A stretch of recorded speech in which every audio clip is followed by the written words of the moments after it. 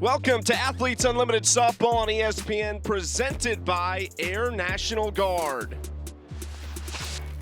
2 days remain in Series 1. We thought we would have new captains today, but the weather had other plans. Team Rhodes, Team McClenny, the first of our doubleheader today from Parkway Bank Sports Complex in Rosemont, Illinois. Both of these two teams coming off losses, so a big day for them to try and move up the leaderboard with win points. Shannon Rhodes thought she helped her team to win yesterday when she took the lead, but they came up short and walked off by Team Denham in the 7th. On the other side, Haley McClenny has been on base like crazy, but her team only scored 1 run yesterday. She was that one. She scored 4 times in less than 2 games so far.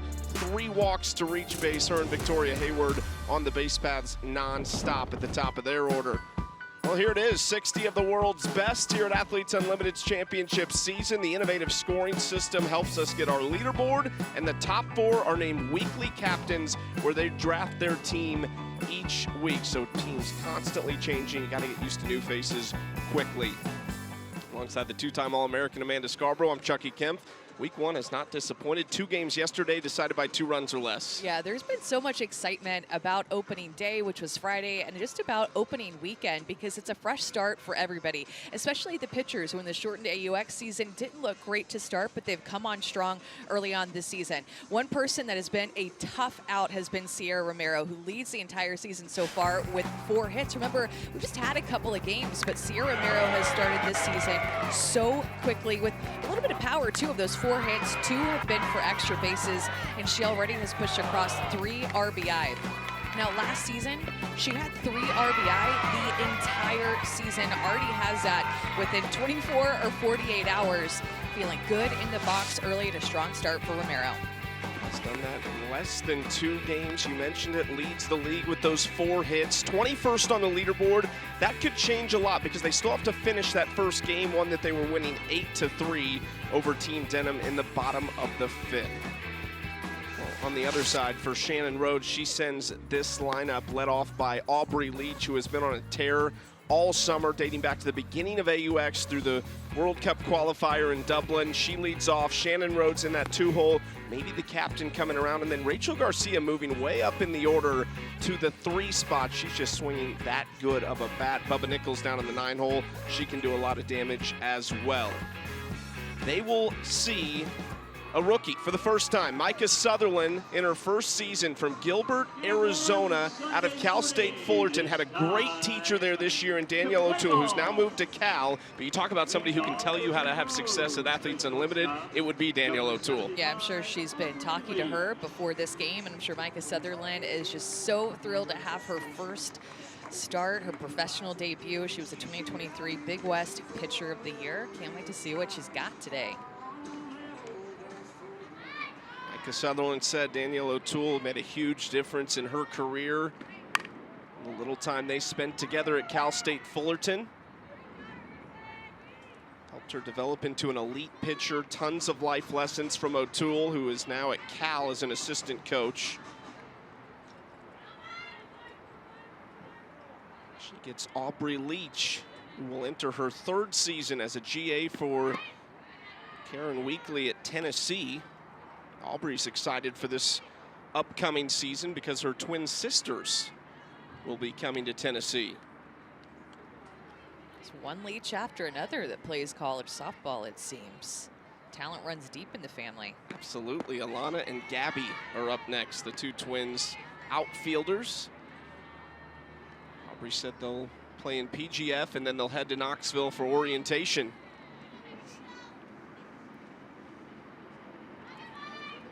2-1 count here for the rookie Sutherland. Good spot, pops the mitt. Behind the plate is Mia Davidson, so a good catcher to help her get rolling. And Micah Sutherland has an excellent changeup and will throw in the mid-60s, throw a curveball to both sides of the plate, and also a rise ball too, more upspin for her overall. There's that changeup that is a really good pitch for her that she's looking to get going early in this first inning.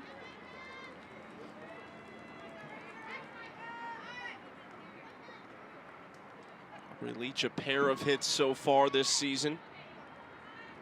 They have played in just the one game. That was really close. Couldn't get the call. Leach is aboard. 8 points for her on the walk. Oh, I don't know where that pitch missed. That should have been a strikeout. Here's our leaderboard. Morgan Zirkle sits atop the leaderboard on Team Denim. Taylor McQuillan, man, was she good yesterday in her start. 4+ innings, struck out 7.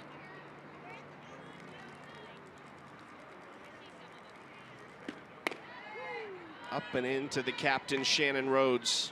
Looks more comfortable at the plate. Last year, the Rookie of the Year, 375 average, 8 home runs, but struggled at AUX. The shortened softball season Athletes Unlimited implemented last year. Just 3 series, about 15 days of play. Yeah, and that shortened season all happens really, really quickly, too. Those series just start to pile up, and the season goes really fast. It's intense for a short amount of time. This season, the championship season, more drawn out. Ooh, there it is. Beautiful pitch. Look at her smile about it. As a hitter, this pitch is so tough to identify. Great spin on that pitch. You can see how tight that pitch is spinning. Deceives the hitter's eyes. Back to it, fools Rhodes again. Ooh, that's a pretty pitch. Love to see these rookies pitch for the first time and see what their strengths are, see how they adjust in every at-bat, in every inning.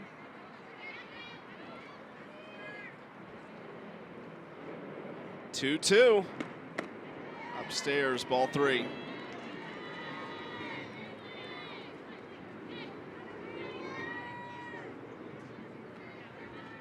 Back-to-back full counts to start things off here for Micah Sutherland.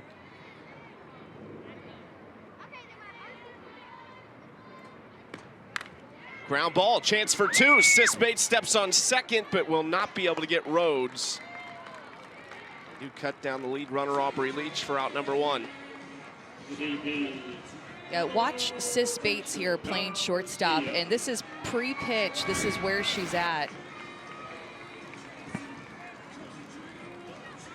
And then as the pitch comes in, takes a couple of steps towards the middle of the field, and that ball was just hit right to her.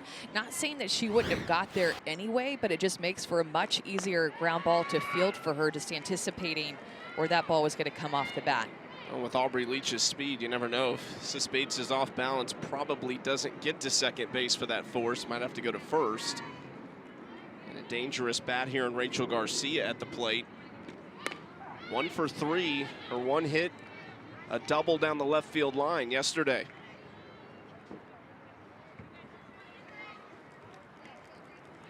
All smiles for Rachel Garcia this summer. The AUX champion, just a masterful performance overall, the two-way player. And that double she hit yesterday was a rope. She hits the ball so hard. I mean, a ground ball comes off of her bat so hard. Nevertheless, a home run or any ball to the outfield. Good pitch. Try to pick off Rhodes, and she's up to second. Heads up base running there. A delayed steal by Shannon Rhodes, gets a really big lead. Notices right away that Davidson's going to try to throw it to first base to pick her off, and then she takes off immediately. Good heads up base running by Shannon Rhodes. 10 points on the stolen base for her as well, so she'll take that. Wearing the C on her jersey, the captain C, which is new this year. The champions also have special patches they wear on their sleeves that says which year they won Athletes Unlimited. We have 3 champions here, and that one was close for Sutherland, but ball 4. Next up, the catcher, number 41, Jordan Roberts. 8 points for Garcia on the walk. Jordan Roberts. Another one who's having a great summer, 421 average at AUX.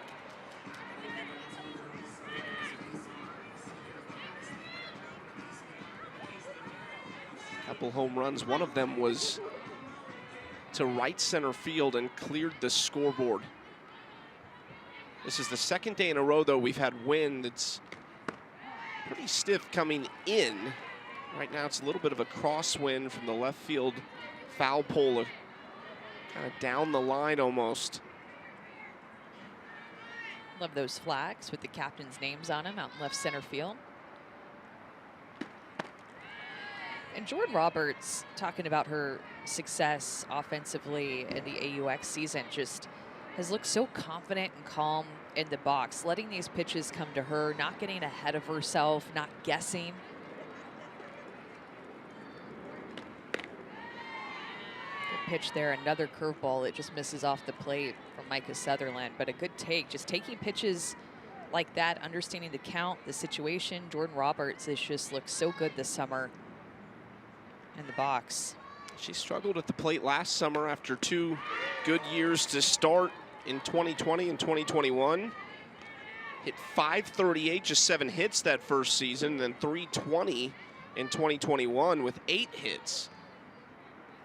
Numbers were down last year, but after AUX, I think people are expecting big things from her again. And there it is, through the left side. Rhodes took an awkward turn at third, but she will score the first run of the game.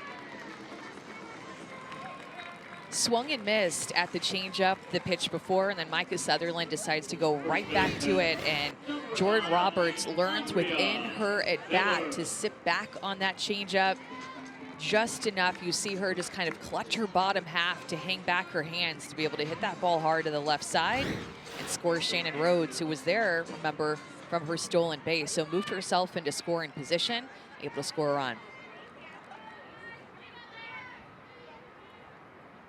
Still just 1 away. Sutherland gets the call in the inside corner for strike 1 against Andrea Filler. Fresh off a trip to Italy with Team Italy for the WBSC World Cup qualifier there. One in which they did qualify for the World Cup in 2024. Filler's supposed to arrive Thursday, but had issues with her travel schedule. Flew from Trieste, Italy to Frankfurt, Germany, but her plane was delayed, so she missed that flight. Spent 5 hours in the airport trying to iron things out with the airline. Stayed in Frankfurt. Flew into Chicago Friday morning, which was the first day of games. Got here at about 11:30. She kind of was fortunate in some ways because her game was postponed, so she got to rest up a little bit, get back in the right time zone. Here's the late arrivals. Erica Piancastelli and Kelsey Harshman in on Thursday. Harshman flew to Canada first and then down to Chicago. This is popped up. Davidson back to the net. Nice catch there for Mia Davidson, and that's out number 2, a big one. Down nicely. Next up, center fielder. Good mix of pitches within that at bat to Filler. Gets her to pop up on a rise ball, up and down her hands, and Mia Davidson just all over it. Second out. Leah Andrews, another one who was just playing some international ball with Team USA. It's a really mixed up lineup too for Team Rhodes. What we saw from them yesterday when Aaliyah Andrews was in the 9th spot, just some different faces shuffling around the order. It was pitch number 30 for Sutherland here in the first inning. Had some calls not go her way in this inning that has led to some longer at bats and a little bit tighter of a strike zone than what we've seen the past couple of days. Close on Leach and Garcia on those ball fours. That could have ended the inning early and would have held Team Rhodes to nothing. And probably trying to get used to that 15-second pitch clock too.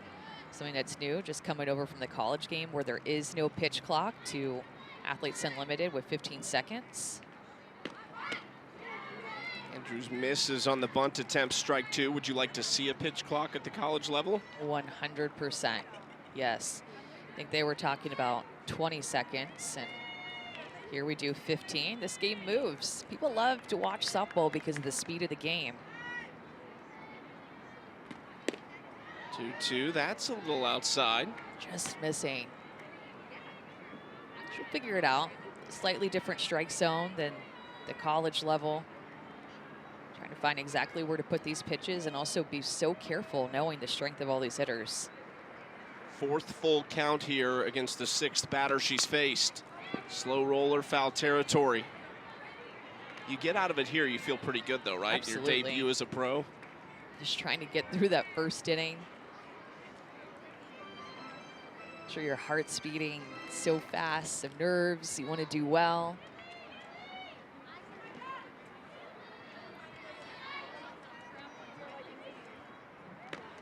Ground ball, Leach, or excuse me, Sis Bates picks it up and makes the play over to first. 1 run comes across, but pretty impressive stuff there from the rookie Micah Sutherland. Team McClenny needs to answer.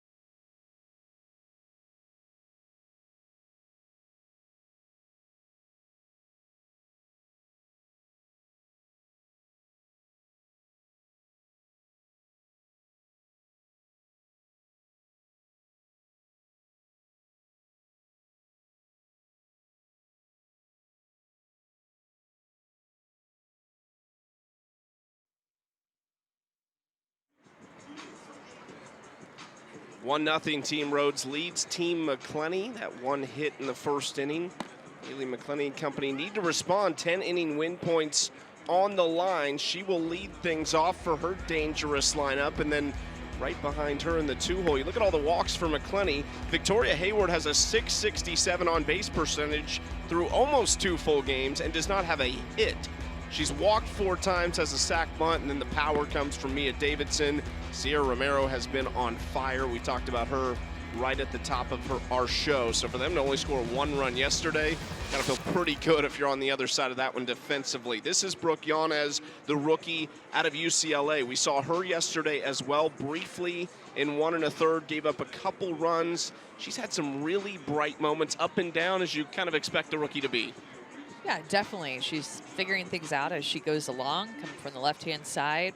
Will not really throw over 60 miles an hour, not going to overwhelm a hitter with velocity, but going to overwhelm them with spin and the way that she changes speeds and moves the ball around. Lefty on lefty matchup to start off this game with Haley McClenny. Interesting to see how these two teams manage their pitching staff today. I think we talked about it yesterday that it's been a different approach, it seems like, from captains and facilitators here in week 1 than we saw in AUX. Maybe a little more in the later stages of AUX, more rotation, quicker pulls of pitchers. Yanez gets a nice spot on the outside corner for strike 1.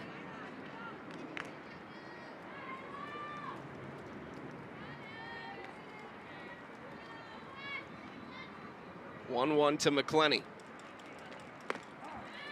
I mean, this top of the lineup for Team McClenny has been so special with McClenny and then Hayward, 2 lefties with such good eyes at the plate, a lot of different tools, a lot of experience. Just seems like there's nothing that will be thrown at them that they haven't seen before.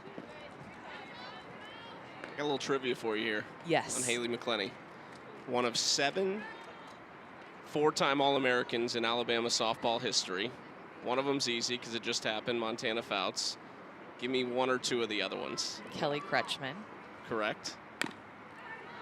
And Stephanie Van Brakel? No, actually not. Okay, hold on. When I ask people that question, though, that is one name that comes up frequently. Brittany Rogers? Yes, that is another one. Is Kayla Bro on there as well? She was 3. Okay. Yeah. I'm trying to think about, honestly, who's on the wall. I know. I Jackie McLean, Kelsey Dunn, and Jacqueline Trena. And Trena, yes, of course. I'm impressed, though. Pretty good. I love this game. McClenny ground ball. Romero has it. 1 out. He's not on time with that pitch out in front of it, more on the outside corner, and that's exactly what Brooke Yanez wants to do. She wants to miss barrels with the way that she changes speeds and mixes her spin all throughout and at bat, trying to keep a hitter off balance just like that. And now Hayward looking for her first hit. Watches strike 1 from Yanez. I'll try to find some more trivia for you when we're back here in week 4. I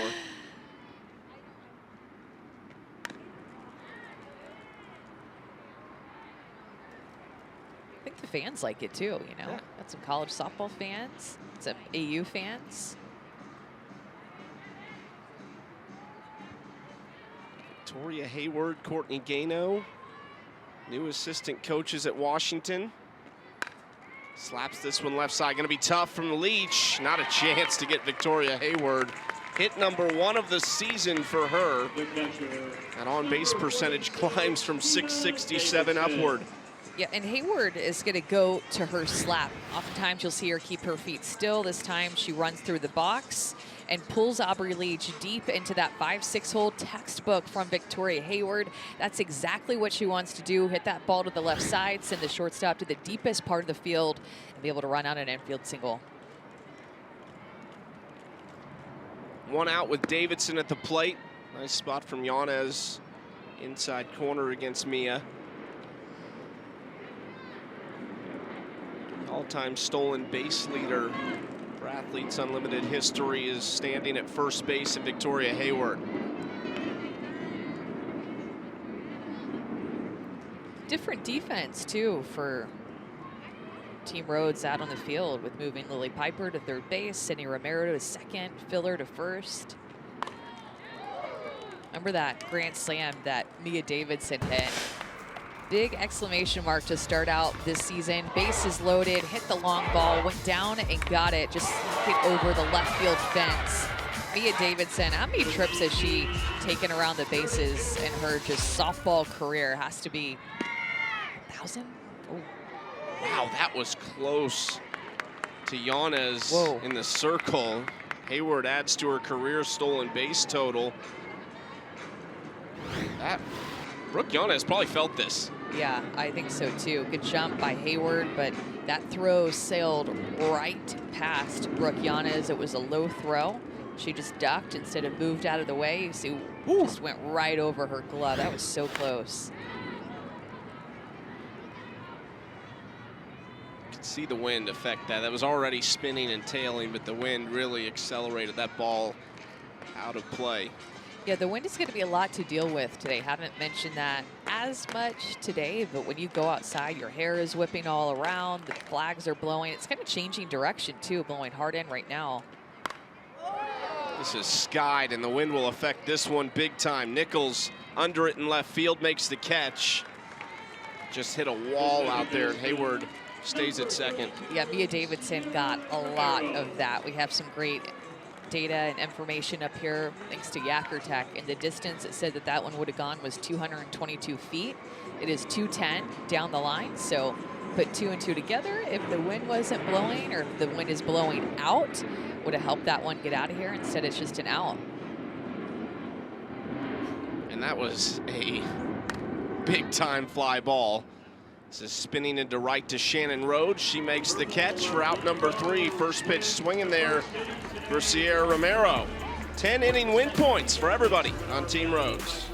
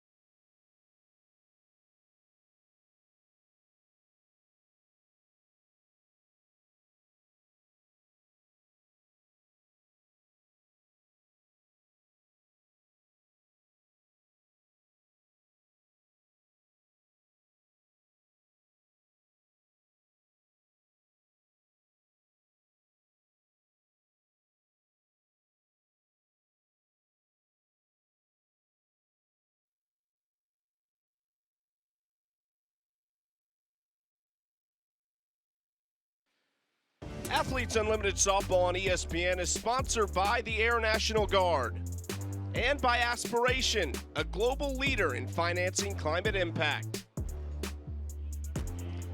Those 4 medals, Mia Davidson would love to have another one of those. She was 3rd at AUX. Some pictures from week 1. How about this one?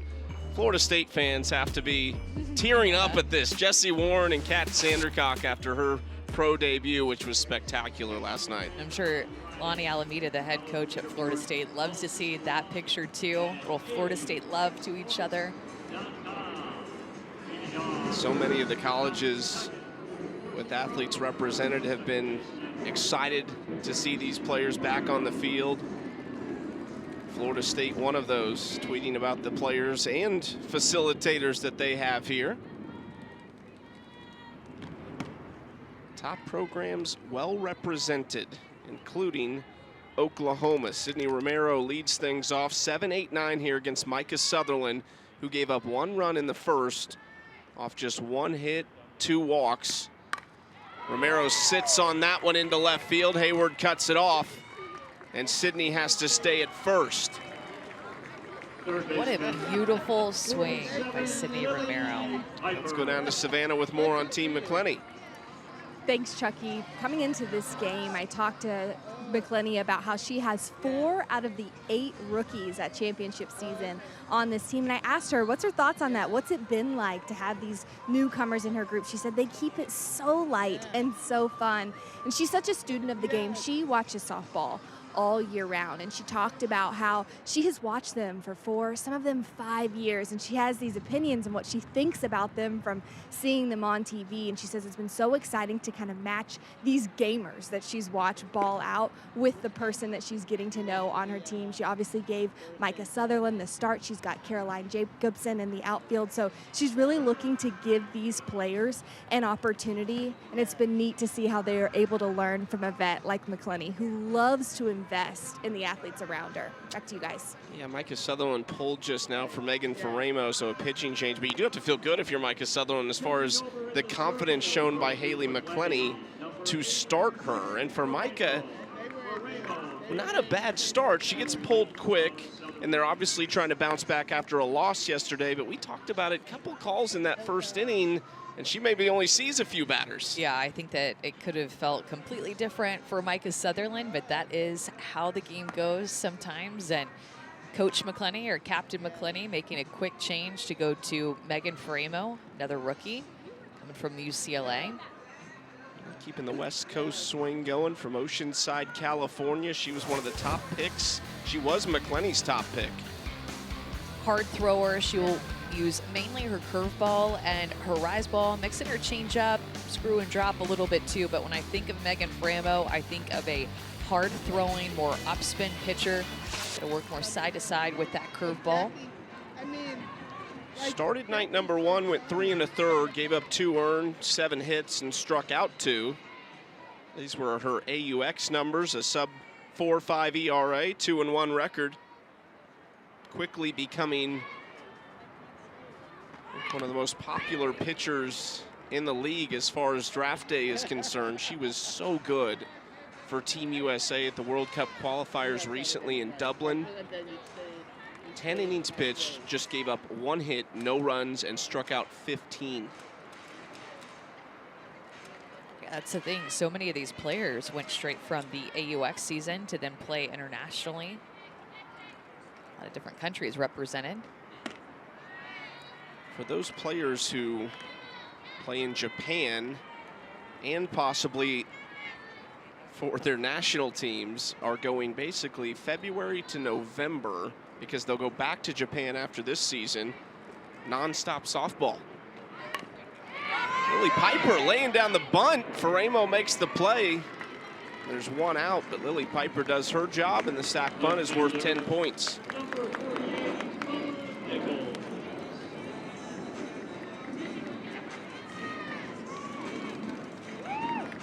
See if there's any trash talking out there at second base between the Romero sisters.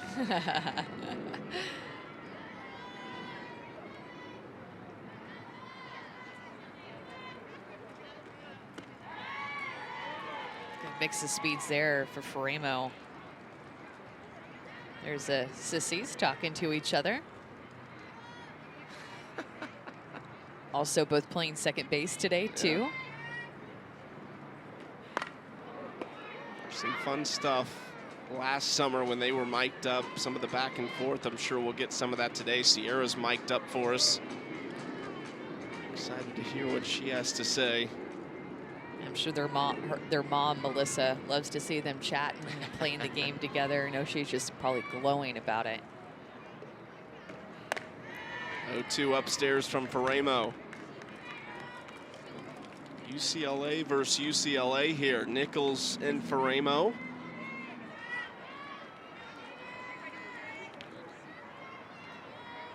Both from California as well. Bubba from Merced.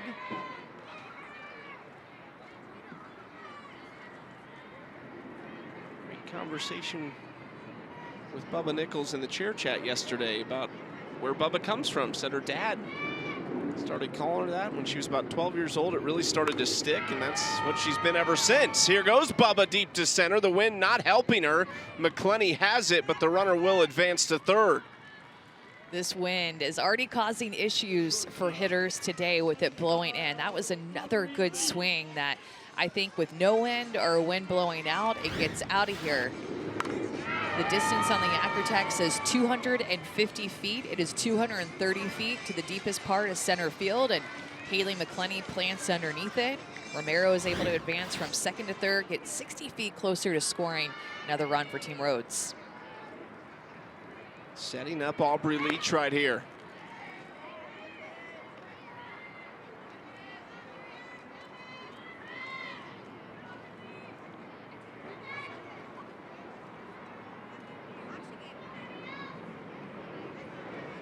Team Rhodes looking for some big win points today. Sis Bates has to be quick, and she is, to get Aubrey Leach.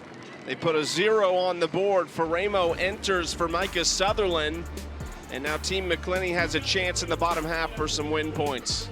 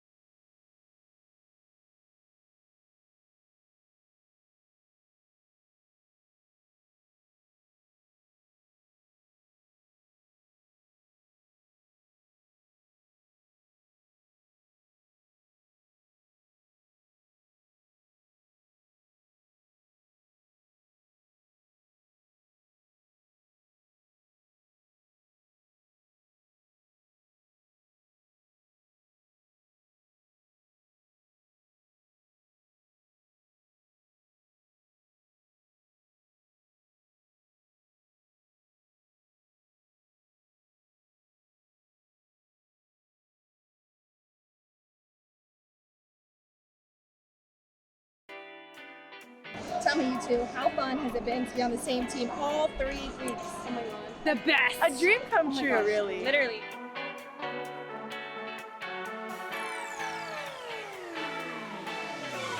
We always hug when Yes. we go out to the field. Usually people give high fives. Me and Sam hug the whole way out. And even if we have to run, we sprint while hugging. So we don't stop talking on defense. We might be talking to ourselves, but Sam hears me when I'm talking to myself. Always. It's nice, you know, because sometimes, like in life, people think that, you know, a lot of energy is not the best, but it's nice to find somebody who matches it and somebody who reciprocates it and celebrates you for it.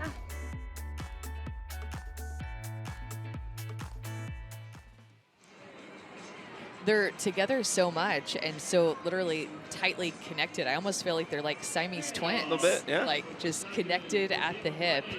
It's how they play defense. It's how they just work together as teammates. Been together a lot this summer on the left side of the field.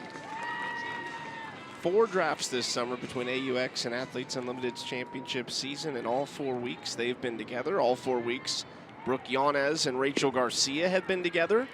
Seen some partnerships form.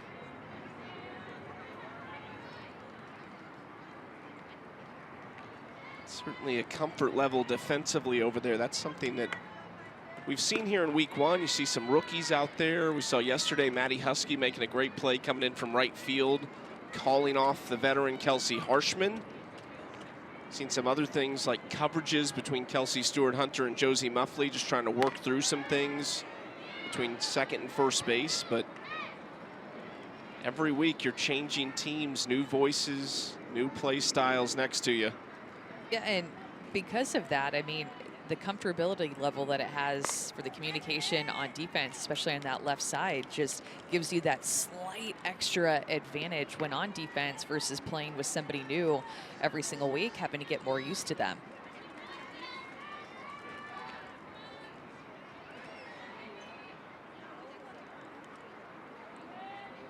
Two-two to Fisher. Down the left field line, foul territory. Piper working for it, and it is into the bullpen. Let's go down to Savannah. She's got more. Well, Chucky, Amanda, you all really hit the nail on the head about what it is about having Sam and Sis on these same teams does for a group. In a league where your whole team could look completely different, having those two consistently together bring a couple different things. One, they are super loud and communicative. If that's something that your pitcher needs or your infield needs, they're your gals for that. And then they also just are so familiar. It cuts down on mistakes. It cuts down on communication errors. And I think when we come into week 5 where things are really coming down to the line, that's what teams are going to be looking for and able to have that success, especially when you're, you know, extra innings, 7th, needing to get things done. I could see this duo being something that really plays to success of teams. And right on cue, Sis Bates out of the dugout cheering Sam Fisher on for the walk, which gains her 8 points on the leaderboard. Now Danielle Gibson with something to work with. And Jordan Roberts going to go out and talk to Brooke Yanez. And that was a really good at-bat by Sam Fisher to lead off this inning. Yeah, to get a hit this season, but finding a way to get on base and putting together a good AB.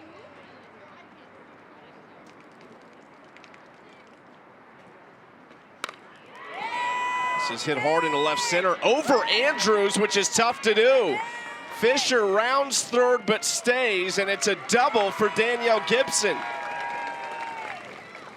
The DP, number 97, the Lady Danielle Wins. Gibson just stays on this swing. A beautiful swing from the left-hand side, stays on that outside pitch, shoulder on it, extends to left center field, and able to get it past such a fast Aaliyah Andrews. That ball was just hit on a line, so she didn't have enough time to get there, and Sam Fisher, good read, able to see that ball get past Andrews and get herself to third base. Now 2 in scoring position for Team McClenny.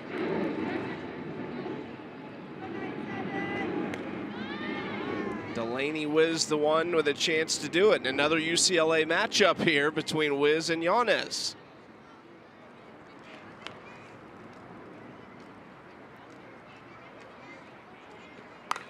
Up the middle, base hit. Gibson rounds, she's coming home. The throw is not in time. 2-run score, and Team McClenny has the inning win points and the lead. 51, Caroline. Just continuing to pass the bat, having success with these outside pitches, no matter if they're left-handed in the box or right-handed. Delaney Wiz gets a pitch that is more up in the zone, puts a hard swing to it. Able to bring in two RBI for Delaney Wiz, and an inning win for Team McClenny. Delaney Wiz, the last batter Brooke Yanez will face, and it's a pitching change for Team Rhodes. It'll be the OU Sooner. Shannon Sale coming in when we come back.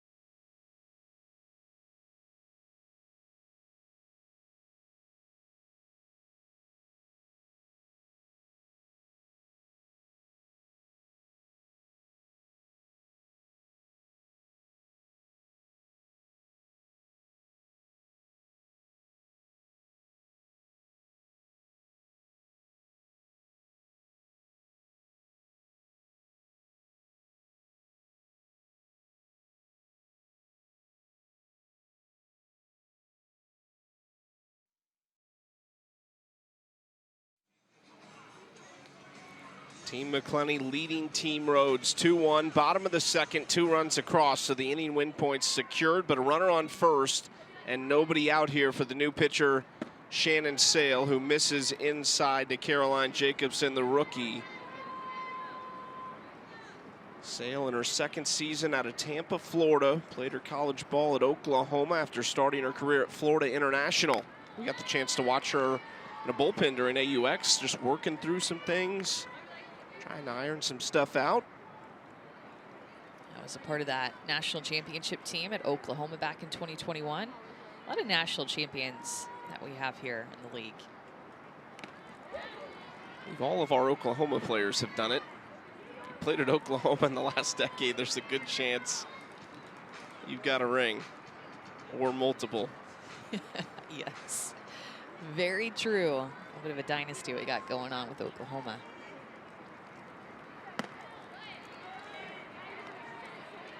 Kaylee Clifton not on the field right now.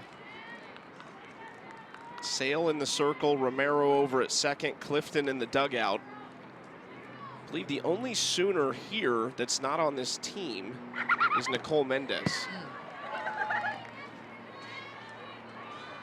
Excited for Shannon Sale to see our first look at her this season. Pitcher who works really hard, studies pitching, always wants to find different ways to get better and work on things. You know, she wants to start out this season in a good spot. Jacobson puts this one into the concourse area. And the thing about Shannon Sale too is that she had carpal tunnel surgery back in January, so kind of has changed her wrist mobility. It's limited her wrist mobility, which is so big for a pitcher. She's having to adjust to just a new way of doing things than she's ever done it before. That wrist mobility helps you get good spin behind your pitches. Your wrist and your finger and your hand in general, just so important to create that spin when you're pitching. 3-2 count, inside hit Jacobson. Sounded like it hurt a little bit. 8 points though for Jacobson. Well, our next WNBA game on ESPN features an East Coast West Coast matchup between Brianna Stewart and the Liberty and Nneka Ogwumike and the Sparks. That's later today, 4 Eastern, 1 Pacific.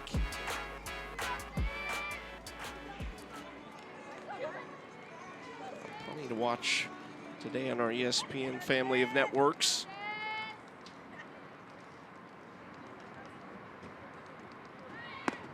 Bates showed bunt, pulled back, strike one on the outside corner for Shannon Sale.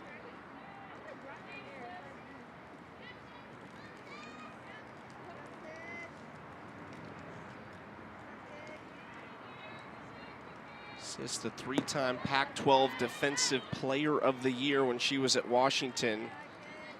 At the time she was there, JT D'Amico was also there as an assistant coach. Somebody who is widely respected as a defensive assistant coach. Tony Baldwin, who now has him on staff at Georgia, raves about him. Big swing there from Sis Bates.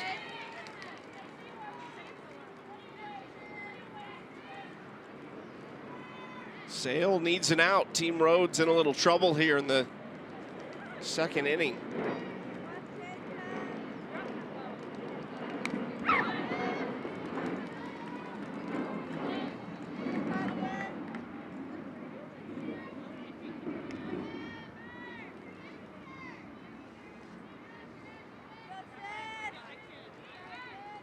I think Shannon's throwing with better velocity than what we saw from her in that AUX season. Probably helping out her off-speed pitches a little bit too by creating a little bit more separation with her speeds. A couple of her pitches have registered 67, 68 miles an hour.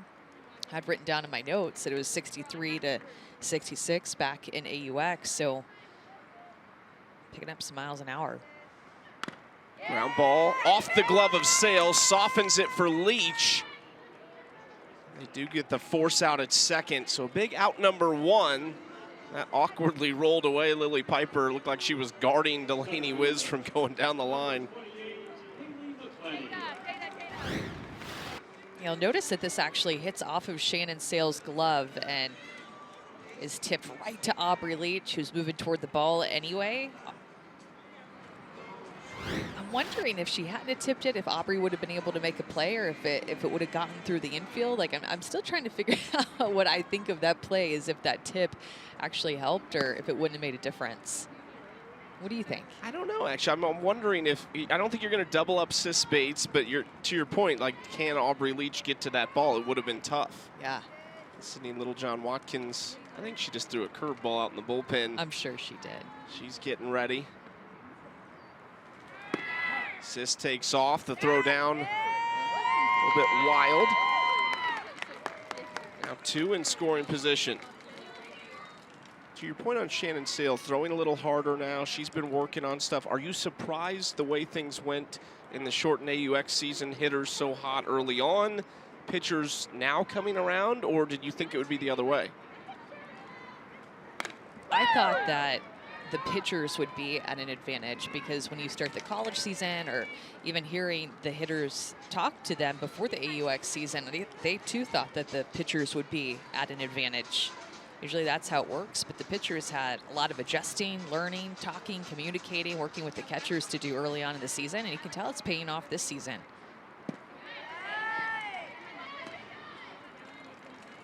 Love hearing the conversations at practice between the pitchers on each team. You can tell they're kind of working through stuff, and the Rosenbag just did something weird to Shannon Sale, and you can see it on her shoulder. Yeah, she picked it up to get some, and it just like exploded in her face.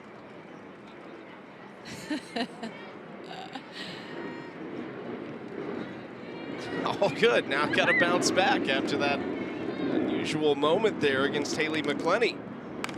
Ground ball. Leach watches Wiz back to the base. Big out number 2 here for Shannon Sale. Delaney Wiz just choosing to stay at third base. A lot of respect for Aubrey Leach, seeing that that ball was going toward the left side and how good of a defender that Aubrey Leach is. And Delaney Wiz playing it safe, choosing not to try to advance. Would have been a close play, I think, at the plate with the way that ball was pulling Aubrey Leach toward the middle of the field. Big out, though. Oh, yeah, Aubrey made one of the best plays of the season so far. Very young season. I think it's going to be up there. That pick at second base on the low throw yesterday to get the force out and then dragging her back foot over the base. Shannon Sale gets the call in the outside corner against Hayward. 1-1 count. This would be huge. I mean, you talk about in this game, but also for Shannon Sale's confidence coming into this spot. Softly hit left field and caught by Bubba Nichols. Shannon Sale out of the bullpen shuts it down. It is 10 points for Team McClenny, though, and they lead 2-1.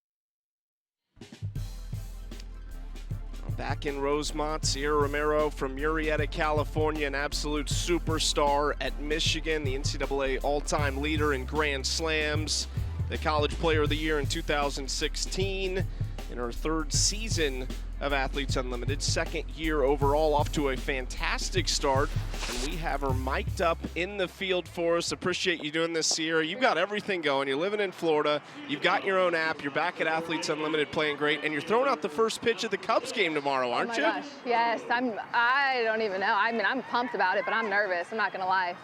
Have you done one before? No. No.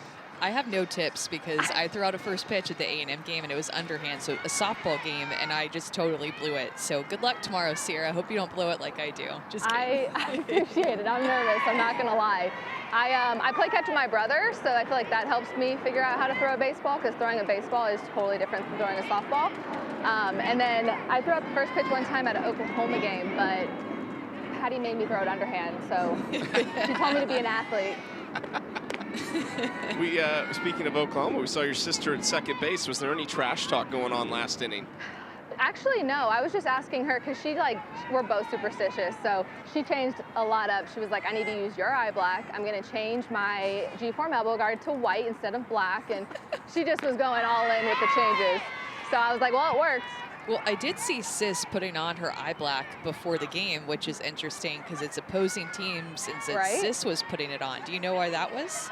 I think Sydney just thought it was going to be like good juju. I'm not really sure, but I'm going to have to talk to Sis about that. So then that way maybe we don't do that next time. Yeah. Sierra. Oh, actually, we're going to. Oh. Sierra, I was just looking at your following and just your passion for marketing and social media on TikTok and Instagram. And I know that's something that you're really passionate about. And I'm curious what advice you would have to other players trying to grow their own following. Yeah, I mean, I think the biggest thing is you're going to start out and it's going to kind of feel like maybe nobody's really watching, or you might feel like silly for doing it. But that's why I think like finding that thing that is just you and it fits you is important. And for me, you know, I really enjoy the working out side, the training side, and of course promoting my app as well. It's just something I'm really passionate about, and I have a lot of fun doing it. And so I I don't know. I think the biggest thing is just go for it. I mean, I know social media can be hard sometimes because everybody always has something to say, but I think that's also something that helps me. I know everybody always has something to say, whether it's good or bad. So, you know, I'm not going to sit and think on it too much, but I have fun with social media. I really do enjoy it. Yeah, and your TikTok following in particular, as Megan Framos strikes out Shannon Rhodes there, is really high. Curious, like, are you more on like the dance TikTok side, or like what's your TikTok vibe like? I can't even take credit for the TikTok at all. So that's actually my partner Addison's TikTok, and I wasn't really on it much, so we like merged it, and we decided to like have it be our TikTok so we could like promote it together. But she's more the TikTok queen, I'm not gonna lie. I'm the Instagram girly, but I'm trying. She made me do a get ready with me the other day, so I'm waiting for her to edit it and post all that, but she's definitely the TikTok girl. You will not find me dancing on TikTok. You will not. I will not be that girl. I was really wondering. I couldn't do it. I couldn't do it. Yep. Yes, sis! Atta babe! On a more serious note, that was frightening. what's it like playing next to Sis Bates out there in the middle of the infield? It's fun. She, between her, I mean, honestly, this entire infield, honestly, me and Gibby, we really feed off each other well, but so do Sis and I, and then Sam too. They're just funny. You know, it's always like lighthearted. We're able to like make a serious situation not too serious, and just trying to like do what we do best. And it's fun though, because I think every time it's hit to her, I automatically assume it's an out. So that's really nice. I have to like get used to, if runners on, staying at the base just in case, but majority of the time it's an out. That's awesome, Sierra. Thank you so much for the time. We're gonna listen in the rest of this inning. Okay, sounds good. Yeah, Meg! Ooh, nice pitch. Got two. She's a stud. I'm straight, Gib. I'm straight. Yeah, she's got it going on in like a lot of areas in her life, Yeah, right? Meg. You can tell she has a really good balance of things. Putting in the time to train and to work on herself and to spend time with friends and family. It just has a really good balance. I think it's a good word for it. Yeah, Meg. Here you go. Nice. Okay, good. Ooh, I thought I was going to call that. Yeah. Out of bed. You never know. know. Meg, yeah, Meg. You never know. Here we go, babe. We've had her mic'd up before. I knew she was a talker, so for her to not be chatting it up out there. Ooh, nice pitch. I see you. It's a constant Here we go, just one. chatter out on the field. You really pay attention, of course, to the pitcher, catcher, Meg, batter. It's where the action is, but lots of different talk that goes on out on the field. Here we go, Meg. See you. See you. 8 points for Jordan Roberts on the walk. If you need it, I'm here. You got two. Off you go. If you need it, I'm there. Communicating between Sis Bates and Sam Fisher, letting her know that if you need to throw to second base, I'm going to be there. Yeah, Meg. Yeah, babe.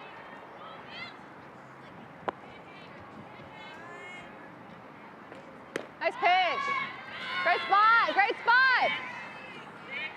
That's a good spot to start off. Andrea Filler was strike one. Here we go, Meg. 2 outs amid the action with Sierra Romero, the Michigan superstar. Nice, nice. Good pitch. I like that.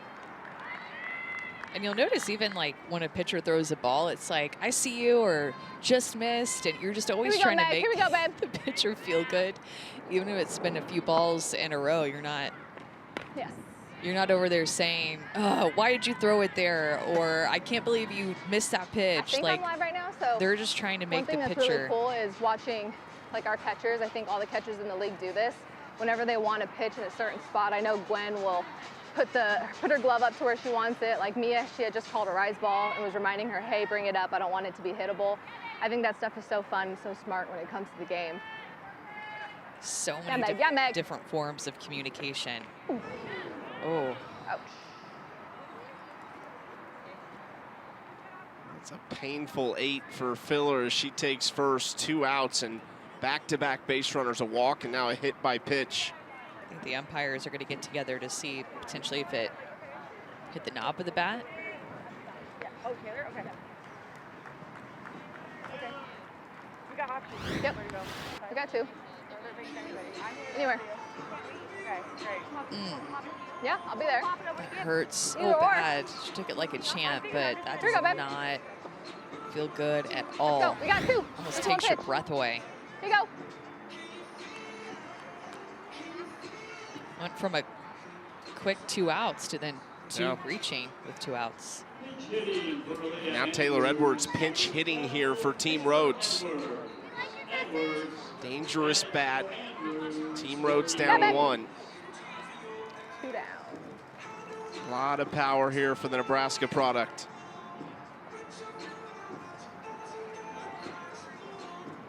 We haven't been lucky enough really so far this season to have a ball hit to the person mic'd up.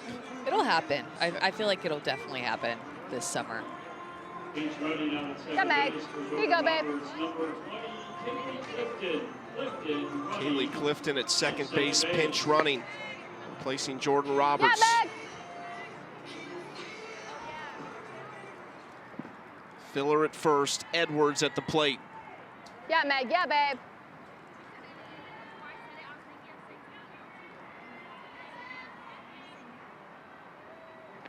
Yes. Nice pitch.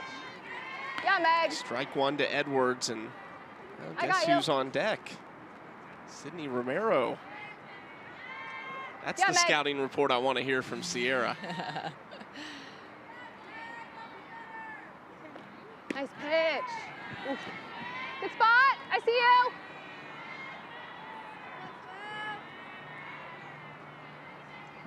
There she is, the younger sister, Yeah, Sydney Meg. Romero. Yeah, babe. Already on base once today with a single. Yes. Check swing, foul ball, strike 2. Yeah, Meg. Yep. Not to worry. You're good. Ramo upper 60s, 68 on that last pitch. Yeah, Meg. Here we go, babe. 1-2. Nice. Nice, nice. Oh, almost got her. That was such a close check swing, and That's a good spot. have to face Taylor Edwards in this I situation. see you. Not an easy task. Goes to that curveball, and Yeah, Taylor Meg. Edwards Here we go, able to babe. hold back, but One pitch, here we barely. go. Could tell she was thinking about it. 2-2 No, bounces. Hey. Yeah, Meg.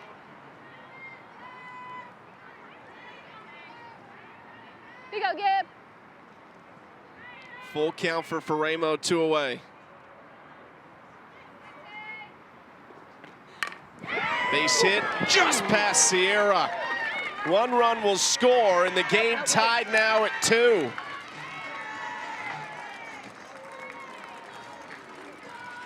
Team Rhodes making all the right moves, bringing in Taylor Edwards to hit.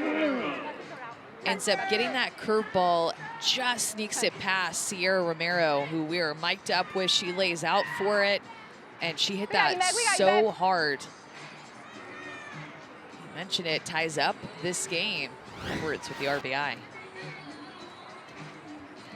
going to talk here. See if Sierra's got any advice for Megan Ramo against her sister, Okay. Sydney. Yep.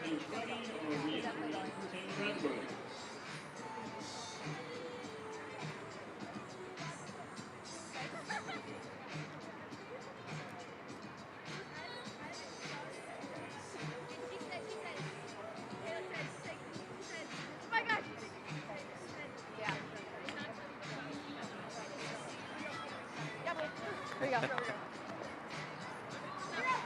I feel like with Sid, I don't know that I would do off speed. Yeah.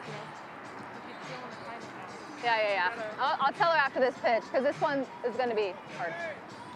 There you go. Wouldn't do off speed, and it was a changeup that Sydney Romero hit ridiculously hard back in the second inning. And Sierra Romero saying about her sister, with Sid, I don't know if I do off speed. Nice. Leah Andrews Coming back in for Taylor Edwards, she takes second. Just know Sid sits that off speed pretty well, so it's got to be set up right. That is so good. And that's exactly what happened in her first at bat. Yeah, Meg. Yeah, babe. She sat on a changeup from Micah Sutherland, ended up taking her out of the game after her. Yep. Out. Come back in. Nope. 2 strikes. Is she trying off speed? We'll see. Said it's got to be set up right. If she does, it needs to be in the dirt or moving down and away from Sydney Romero. 1 run across, tied at 2. Nice pitch. Ooh. Goes to that curveball just off the plate. See you, Meg. See you, babe. Have a slightly tighter strike zone. That still would have been about a ball and a half off the plate, but good take by Sydney Romero. Sis. Jammed her. Out of bed. Sis Bates makes the play. Big thank you to Sierra Romero for letting us listen in this past inning. Her sister pops up to Sis Bates, and that'll do it for the top of the 3rd.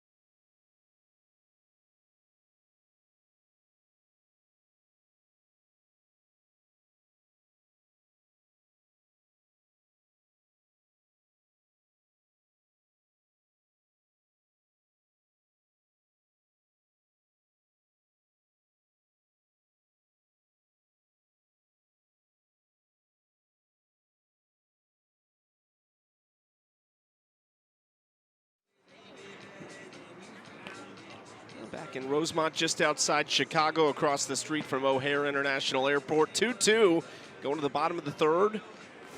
Inning points on the line here for Team McClenny. ESPN Sunday Night Baseball has the series finale between the Yankees and the AL East leading Orioles from Camden Yards in Baltimore. Coverage starts at 7 Eastern, 4 Pacific on ESPN, ESPN Deportes, and ESPN Radio. We've been keeping a close eye on that series as the week has gone on. Some really exciting games. Anthony Santander, a walk-off home run the other night.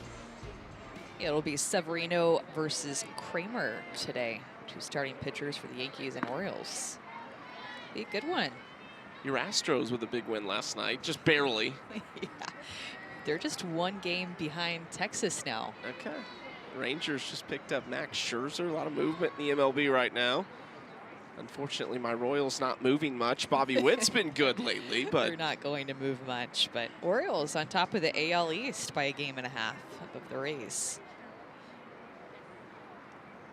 Well, how about Shannon Sale? It seems like it's been a while since we last saw her, but she came in relief. First batter she hit by a pitch, but then ground ball fielder's choice, another ground ball of McClenny, and a fly out for Hayward. 3-4-5 here. Davidson, Romero, Fisher.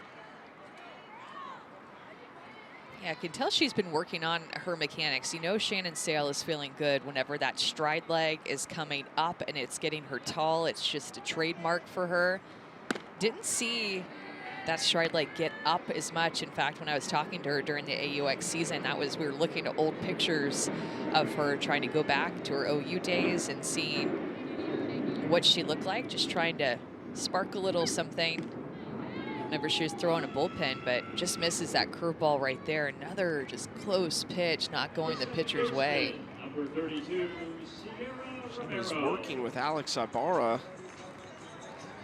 There was a lot of BP. A lot of the players really appreciate the work he does here as kind of an extra facilitator. Speaking of facilitators, Erin Dixon out of the dugout for Team McClenny. Her birthday today. So she's hoping to pick up a win for her team. Everybody loves to rep Athletes Unlimited. You can too. Be sure to check out the new AU softball merch for this season, including personalized player tees. Go to shop.auprosports.com to get yours today. Yeah, happy birthday to Erin. Give her a little shout out. Last couple seasons as the pitching coach at UNCW. Back-to-back years with two sub-2 ERA pitchers, so she's doing something right. Rachel Becker, the rookie out of Oklahoma State, is now running at first base. 11 for 11 in stolen bases this past college season. Sierra Romero has been so aggressive at the plate. A lot of first pitch swinging, a lot of first pitch strike or first strike swinging. A rare out her first trip to the plate for her so far this season. Sierra's one to keep an eye on the leaderboard. The points from the game that was suspended in the bottom of the 5th have been accounted for on the leaderboard, but there's still a lot of win points to be had. Her team, Team McClenny, was winning 8-3. She's probably going to get at least MVP 2. If they were to win that game, if she gets MVP 2 or better, you're talking 90+ points for Sierra. That would jump her way up on the leaderboard. She's currently in 21st. That would take her up to a tie for 2nd. Chucky, we love it when you talk leaderboard math to us. You know? I mean, it just works. And it just makes so much sense, and you just break it all down and teach us how to follow the leaderboard. Swing and a miss from Sierra Romero. Big out there from Shannon Sale. third baseman, number 52, Do you owe me something, by the way? As we take a look at our makeup games Monday, the first one suspended between Team McClenny and Team Denham. That game will be resumed at 1 Eastern, and then Team Mulipola and Team Rhodes. That's a full game. They'll start 20 minutes after the conclusion of Game 1. Those will not be broadcasted. Sam Fisher watches strike 1. Then we'll have our captains decided, and then they'll draft. And that draft will happen tomorrow, so those captains have to get ready quickly for the draft. Usually you have overnight and part of Monday, but tomorrow it's going to be a different story. Those captains are really going to have to utilize the facilitators that they're assigned to. Yeah, a lot of ball to be played with the schedule change because we still have the rest of this game.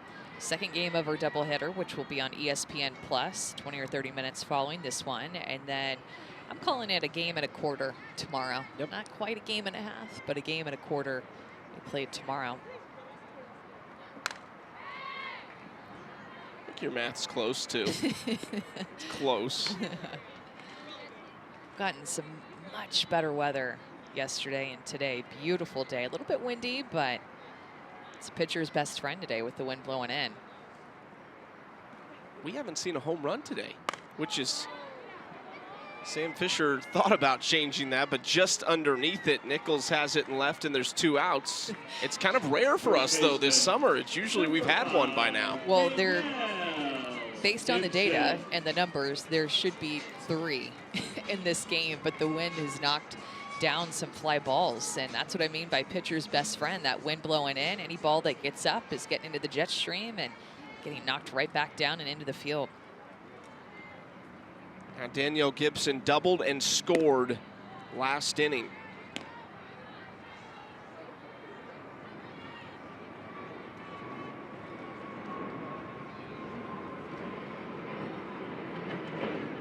You'll hear a lot of these players talk about how they've overcome injuries. right to Bubba Nichols. We'll get back to that. Yeah. I know you've got something good. I can't wait to share it. Stay tuned. Amanda's got good stuff coming up.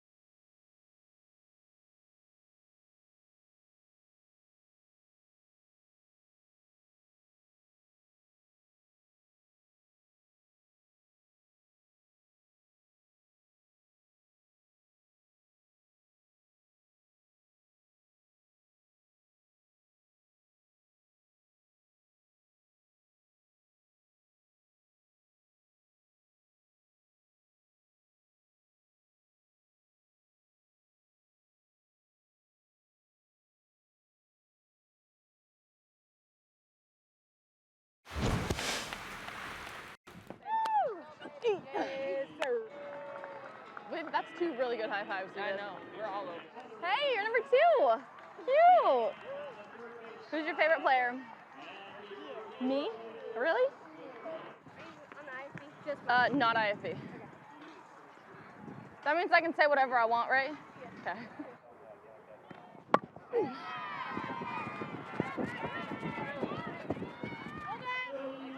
That felt good. That was into the game with Air National Guard and Sydney Romero, who now joins us in a chair chat. We just had your sister mic'd up. We're talking to her. She's giving the scouting report away on you. I mean, I saw her. I was curious of what she was doing. Yeah, she's talking no off speed. I mean, what's the report on Sierra? What are you telling pitchers about her? I don't want to tell the whole world because I'm going to respect that. I'm the nice one here, clearly. Yeah, I won't say it, but okay. I know right. exactly what I would throw her, and Shannon did it just right. We'll go back and look at the tape and do a little breakdown on that pitch sequence or something, Sid. But in all seriousness, what's it like to get to play with your sister this summer? Oh, it's the best. I think the coolest part, too, is her coming off her injury. I know last season was her first season back, so seeing her just go all in for it and just have the success that she's having is really cool to see, because I know how much work she's put into it. But just playing alongside her is the best thing, because it takes me back to our high school days. So being able for my family to watch us play on the same field is pretty cool. Sydney, you just moved from Duke to Oregon. Obviously really familiar with Coach Lombardi. How special is that to be joining that staff? It's a full circle. I couldn't be more excited to work with Coach Lombardi again. It's pretty funny. She'll text me here and there, and she'll send me like old photos, like good morning, and it's like a really funny old picture that we have from when I was at OU. So it's just really cool, the connection that I have with her and that whole staff. Yeah, having just come from Duke and being, a professional player, how are you balancing training on your own and then training others? Like, how do you find that balance? To be completely honest with you, I'm still finding it, but I think I've adapted to it pretty well. I've put more focus on my training this year than I did last year, and I find a lot of my success happening with teaching, and I think that helps me coming into season, just being able to kind of practice what I preach, and it helps me in that way. But I have found a lot of joy in coaching, so it kind of makes this whole playing thing worth it, and just being able to kind of put it out there on my own. So it's been good. We talked to Sierra yesterday about how the Romero family stays up to date with each other, but I have to ask you, between Sophia and Mikey, how much of an impact, how much advice have you and Sierra shared with them as their young careers have gone on? Honestly, they're pretty independent, to be completely honest with you. You'd be shocked like how independent they are, knowing that they have us to ask all the questions to, but it's really cool seeing them do things on their own. My brother obviously drafted with the Red Sox, so he's been training on his own and figuring things out, and I think my parents and us have done a really good job of just letting them figure it out on their own. Even though they have all the help that they can get, they're still learning on their own and growing up as they go, and I really appreciate my parents for letting us really spread our wings and do that. Yeah, they're good ones, Sid. You got some great parents with you and just an awesome family. Quick last question for you is, you play all these different positions on defense. Which one is your favorite? Truthfully, I've learned to really love second base. I really feel like second base, you have to be at so many different places at once, and I love like the leadership of just the middle infield. So I would say second base, because I don't know, I feel more in control and I like it. You took the high road earlier with Sierra. Who's the better second baseman? Me. There you go. Me. Last word, love it. Yeah, we appreciate the time, Sydney. Keep it up. Thanks, Sid. Thanks. Well, Sydney and Sierra Romero, superstar sisters from a superstar family.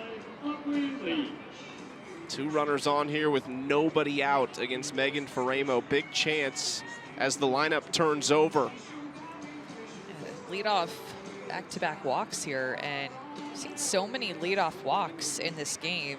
In fact, 1, 2, 3, 4 leadoff walks. Just a bit unusual, but again, we're seeing a tighter strike zone today. Mariah Masson warming up in the bullpen for Team McClenny. Aubrey Leach 0 for 1 with a walk.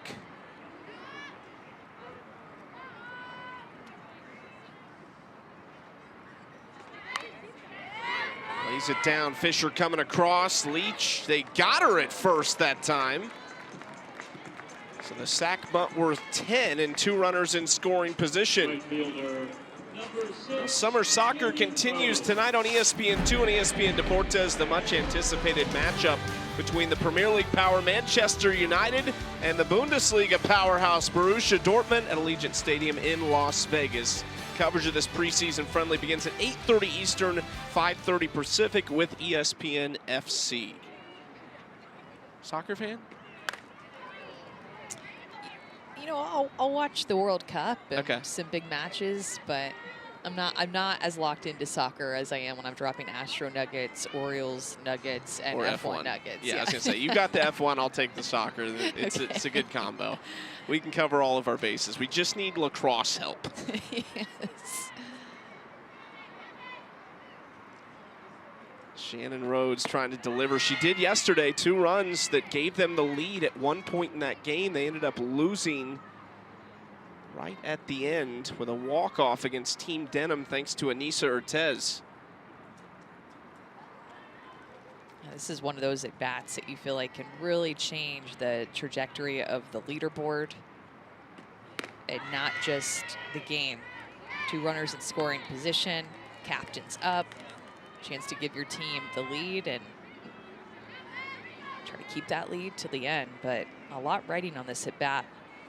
How about that catch Mia Davidson almost made a few minutes ago? We were talking to Sydney Romero, and Mia laid out, just popped out of her glove. Swing and a miss. Big one there for Faramo. 2 outs. She needed that so bad. Second time that Shannon Rhodes has struck out on a curveball. That is just such a location. Megan Faramo throws that pitch over and over and over again to that spot, and is such a consistent pitch for her. Gets a little bit of love from Sam Fisher coming over from third base, knowing how important that second out was. I love the intensity that Megan Faramo brings to the circle, too. She was fired up there. And how about this matchup? Faramo and Garcia, not just former UCLA players, but just all-world UCLA pitchers.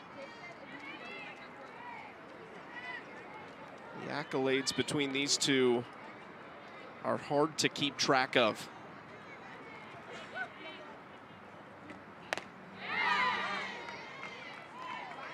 Yeah, I feel like amongst the UCLA players, there is so much familiarity in the circle and in the box with each other. Just so many close in age who played with each other and have hit off of each other numerous times at practice before getting here to the league.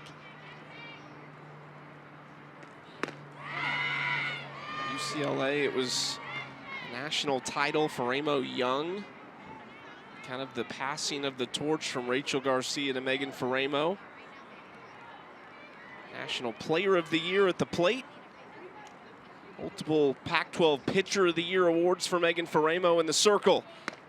Great spot. Faramo gets the strikeout. Back-to-back Ks to get out of the jam. She got herself into a jam with the bottom of the lineup. 8-9 came up, back-to-back walks. So she got herself into the jam and out of the jam. Back-to-back strikeouts against Rhodes and Garcia.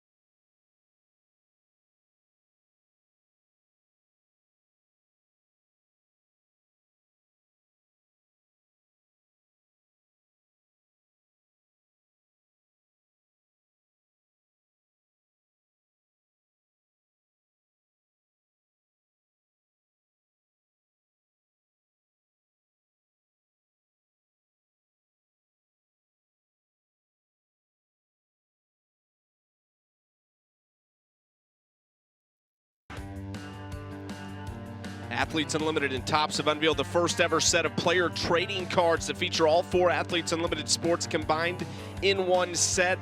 This was the National Sports Trading Convention held here in Rosemont. Just a massive event. You see Deja Mulipola, Ali Andrews, a number of other AU players out there signing cards. Everyone that went said it was unbelievable. They could not believe it. Savannah Collins told us, they say if you can't find it at the National, you won't find it. It does not exist. We've been opening cards up here in the booth. You see them on the field there pre-game. Those are what the packs look like. All 4 sports included in those. Get them at Topps.com and Fanatics.com. Also at Target, Barnes & Noble, and hobby shops. You have a favorite? Yes, I just pulled out my favorite, and that's probably why you're asking me, but it's this Aubrey Leach card that has like a pink surrounding, so I'm a sucker for pink, but only 22 were made, and I got the last one. I got the 22 out of 22. What's your favorite? Okay, I've got this Ronica Stone one. I was super jealous because you got an autographed one the other day, and I got a Ronica Stone autographed card who plays volleyball for Athletes Unlimited. That is the one I think I'm most excited about. The autographs are pretty cool. I got an autograph one too, so it's not just you. I know.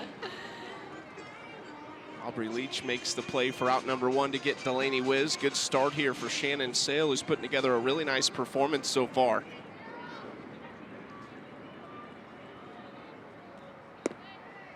Pitchers maybe have the biggest chance to move up and down. A lot of pitchers are taken early in the draft, but Shannon Sale's somebody who can put together a good relief appearance here, and I think you could see her jump way up in the draft on week 2 when that happens tomorrow afternoon, evening, after those games are played.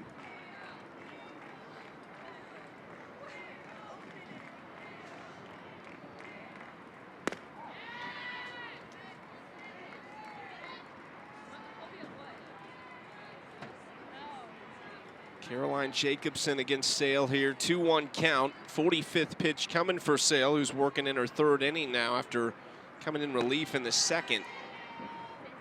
3-1.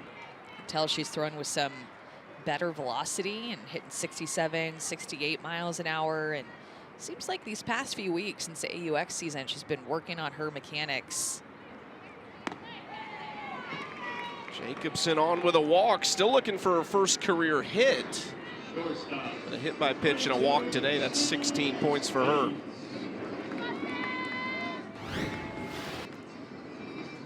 Yeah, Shannon Sale working through her pitching mechanics here, and everything looks really good with her drag. And this height of her front leg, her stride leg, is what I'm looking at that we were talking about earlier. That's just typical Shannon Sale mechanics. Getting that stride leg up to get her tall in the middle of her pitch and also helping it extend her toward the plate. But it seems like that's been an adjustment. I'd love to maybe be able to get some film from the AUX season and compare it. Just getting her mechanics right, helping out her velocity and her command. When you work with pitchers who have something unique like that, that high leg, long drive, I mean, is that something that sometimes you think, okay, maybe this is too much, let's correct this, or are you working with whatever they're comfortable with, you work within that? Yeah, it's whatever they're comfortable with, and not trying to make cookie cutter pitchers, because there aren't cookie cutter bodies. Every body has different mobility and strengths. And so working to what works best for the pitcher, and it's going to be a little different for each one. A lot of trial and error. And Savannah Collins has more. Shannon Sale coming into AUX. She said there was a lot that she learned that she really needed to do to be successful at AU in this setting. Coming off of last season, she knew she needed to add an off-speed drop, a change-up, some of those things that we've seen today. And the other big one for her was not pounding the zone. That was something that she did a lot last year, and she was like, this is not going to work in this league. So mixing up her spots, being able to stay low too, but still her rise ball is her bread and butter. So it's neat to see how she's evolved as she's continuing to have a good outing here today.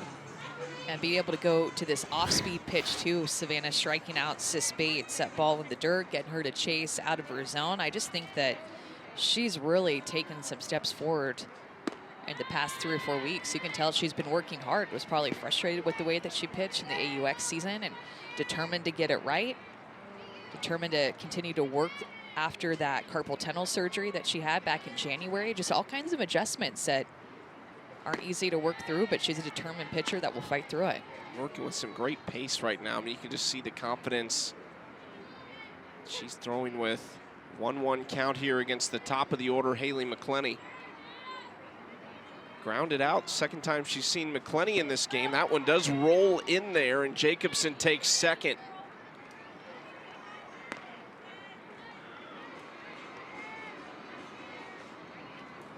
Rare for Haley McClenny to step to the plate in the fourth and be 0 for 2.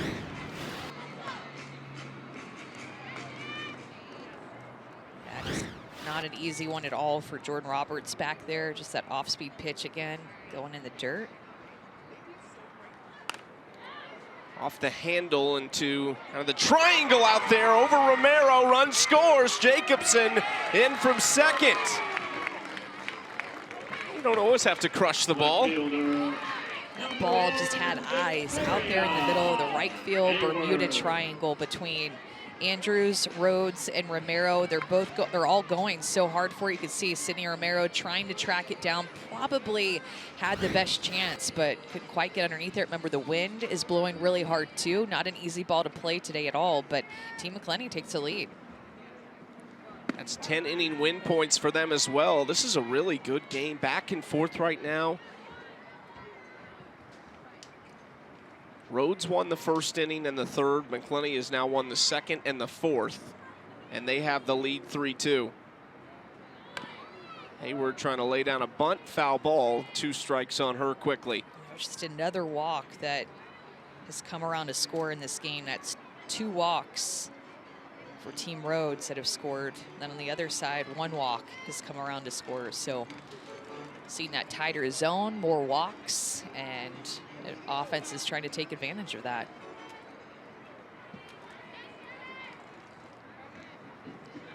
0-2, got Hayward outside corner. Shannon Sale gives up one there. That's her third strikeout though. Team McClenny takes 10 inning win points. They lead 3-2.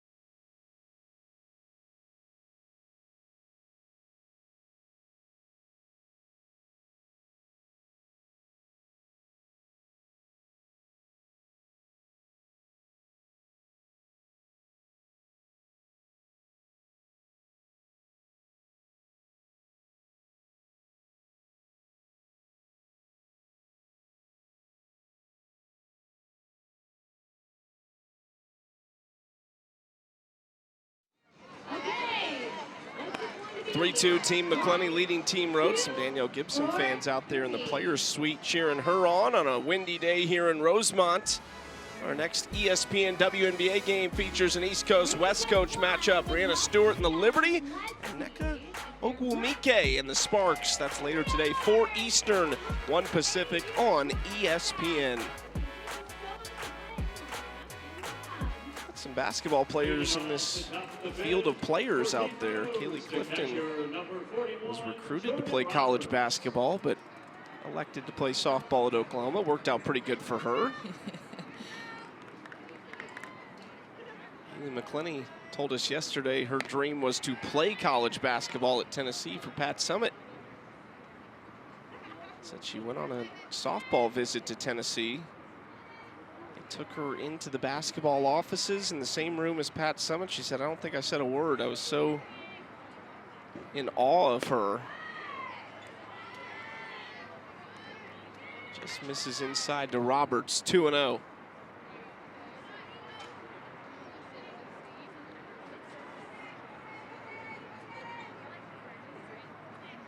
Jordan 1 for 1, an RBI single in the first and a walk. Big cut there through that pitch for strike 1.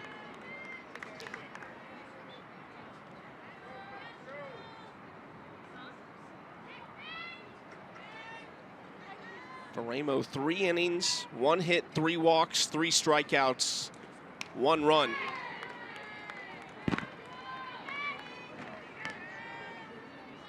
Last inning walked the first 2 batters. They were sacrificed over to second and third with 1 out, and then struck out Rhodes and Garcia to get out of the jam. She was fired up, 2-2, off speed. Roberts sits on it, tailing a little bit in right, caught by Caroline Jacobson for out number 1. First baseman, number 9. Fans, you can secure a ticket to our virtual Summer Fan Fest on July 31st by joining the Unlimited Club. Hear from your favorite players, experience one-on-one meet and greets, giveaways, and more. Join now for just $20 a year at auprosports.com/membership. Yeah, that moment that you talked about in the 4th inning was big moment that we talked about, had the chance to change the trajectory of the game when Shannon Rhodes was up, 2 runners in scoring position, less than 2 outs, then she struck out. And then Framo closed the door against the AUX champ, Rachel Garcia. Puts a 0 up in the top of the 4th, and then her team responded. They get a run to win the inning points. They take the lead in the game.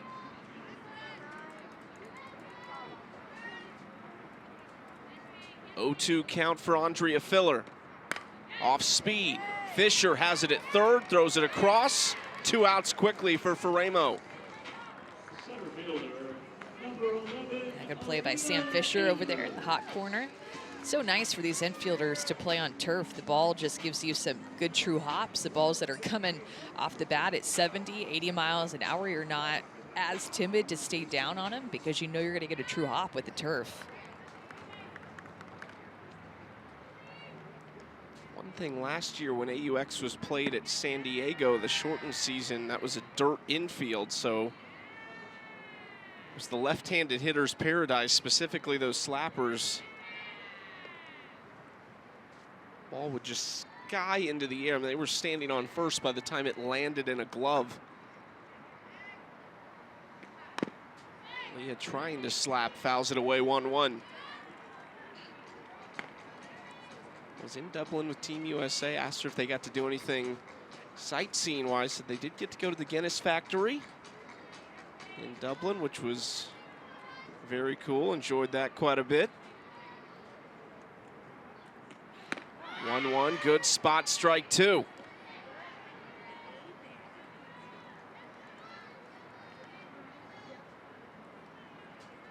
They encountered a lot of bad weather in Ireland. A lot of delays, waiting, change of schedules. Popped up out of play. Saw that in a couple groups. It affected the group with Italy, Canada, and Japan as well. All the teams represented at the WBSC World Cup qualifiers by Athletes Unlimited players qualified except one. That was Great Britain. Georgina Corrick was tremendous for them. A little souvenir for a young fan. Yeah, the girl that was next to her, so the older girl, ran over and got the foul ball, and they gave it to the younger girl. It was really cute. A lot of foul ball souvenirs going on. Got a couple over there. Yeah, and then she just wanted to go back to the iPhone. She had the foul ball for just a second, then gave it back to the older girl and back to the phone. That is going to be really tough. Over Bates in front of Hayward. A base hit for Aaliyah Andrews. Second baseman. What are you going to do? I know. So many different ways that she can beat you.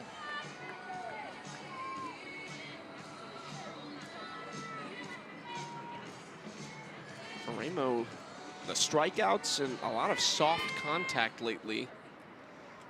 She's starting to get in the groove, but a speedy base runner at first for the dangerous Sydney Romero.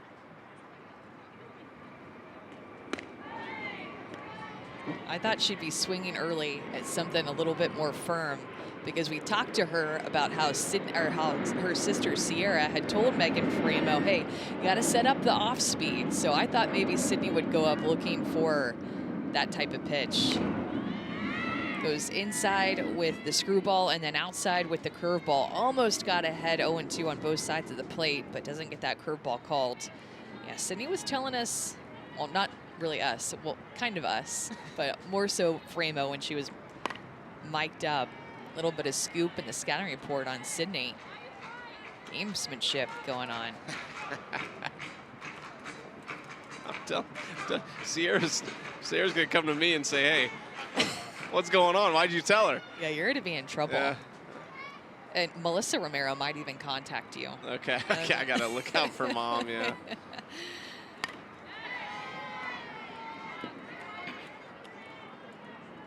Fouled back by Sydney Romero, 1-2. Sydney talked to us about how hard she's been working this summer. Putting the work in.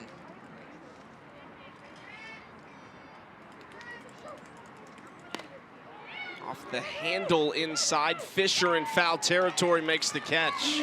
Fisher puts the inning away. Romero gives up the 2-out single, but then shuts it down. 3-2 going to the bottom of the 5th.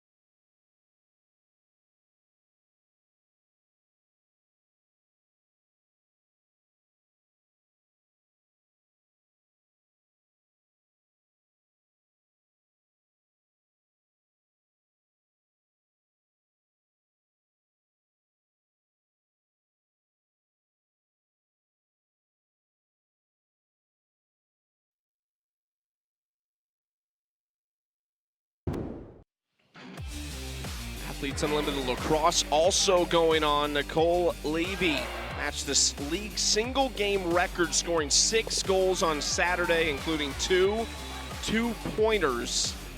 She is a stud. And again, we've talked about it. We don't know much about lacrosse, but that looks extremely difficult from behind the goal, that angle that she scored it on. 6 goals for her, not too bad. Week 2 of Athletes Unlimited Lacrosse concludes this afternoon, a doubleheader on ESPN2. First at 5 p.m. Eastern, Team Colson and Team Reed, and then at 7:30 Eastern, it's the leader, Taylor Moreno, leading her team against Team Apuzzo. Levy was spectacular last night and a loss. You watching? I like it. All I know is they run a ton. I want the mileage tracker on how many miles they run in a game, because as soon as there's a change of possession, it is just full sprint all the way down the field to the other side. Oh, you have to be in such great shape. A new pitcher in for Team Rhodes, Sydney Littlejohn Watkins. This is what she did last championship season, sub-5 ERA, 2-0 in 18 innings pitched with 10 strikeouts. We saw her yesterday, came into a tight spot, but I think we talked about it after the game. We actually felt like she pitched pretty well. Yeah, she did, and she's going to throw that curveball a lot. In fact, she'll throw it to both sides. That last pitch to Mia Davidson was something. That looked like it was going to hit her elbow and then broke back across the inside corner, and then she moves that pitch away, takes a little bit off of it to 56, but pretty much everything that she throws has that curve action to it. A ton of movement, lots of break. There it is. Gets the inside corner for her first strikeout. Able to throw that pitch backdoor, get a little bit off the inside corner, and that's a good spot against a home run hitter like Mia Davidson. Even if she wouldn't have got that called for a strike, that's where you want to keep those pitches inside to Davidson with her power.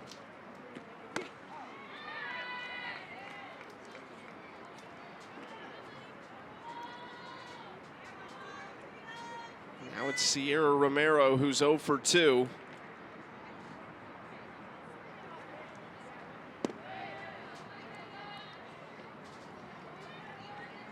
One count from Littlejohn Watkins, Alabama product.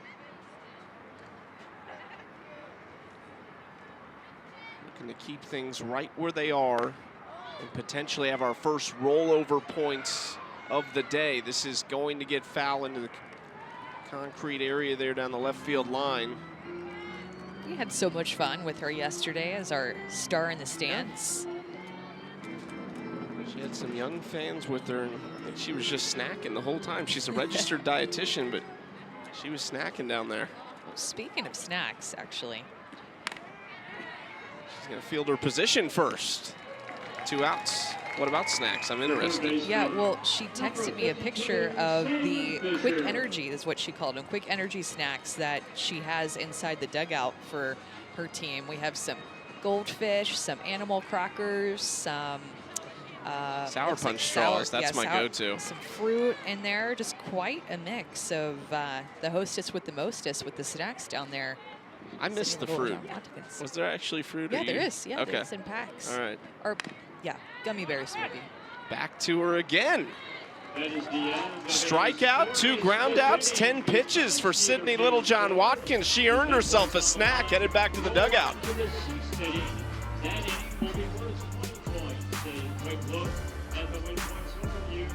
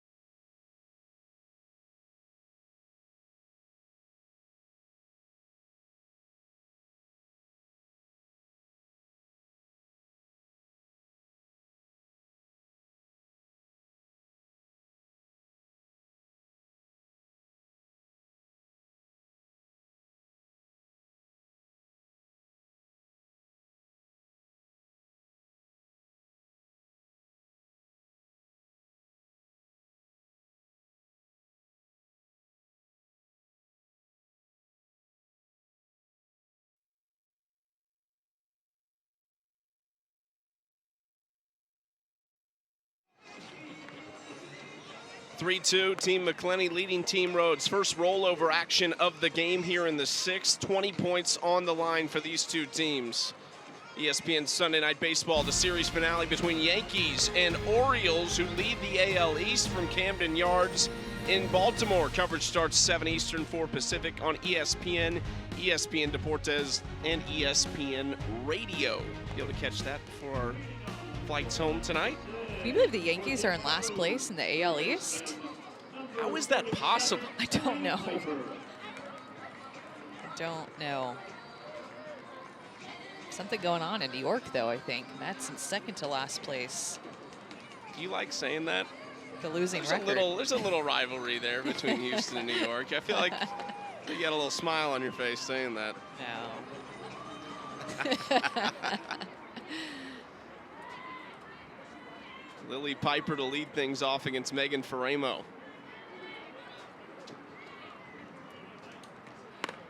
First pitch swinging, base hit into left field for Piper. 10 points on the leaderboard and a big runner there for a team down 1. Left fielder, number 48, Mama Nichols. A little dance over at first base. We did more investigating on the snacks. Yes. They were fruit-flavored gummy bears. They were not, you know. Getting down to the bottom of things here. But whatever it is, it's quick energy, according to Sydney Littlejohn Watkins. So it's delicious. Bottom of the order, Bubba Nichols. Watches ball 1, maybe a little bit too high in the zone there. 80th pitch coming for Faremo, who's been really good out of the bullpen.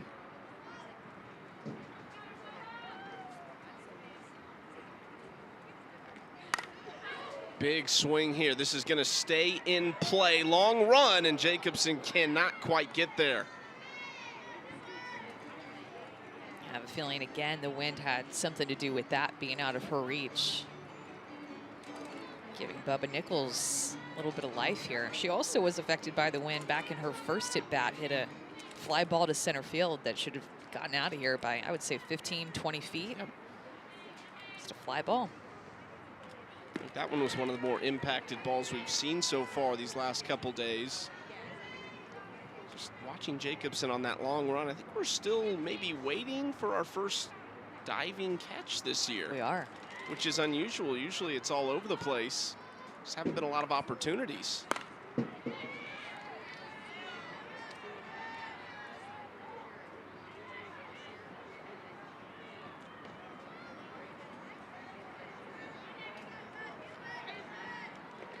2-2 count here. Big at bat for Nichols with the tying run on first. This game creeping later. Opportunities becoming less and less here. Good spot from Faremo. Did not get it. Team McClenny trying to sell that with the reaction. And that was close. I think this one should have been a strike call, looking at where it crossed the plate too with our Yakutak information. Full count from Faremo. Swinging. Sis Bates flips quickly. Romero, quick throw. What a turn! Bates, Romero, Gibson, double play.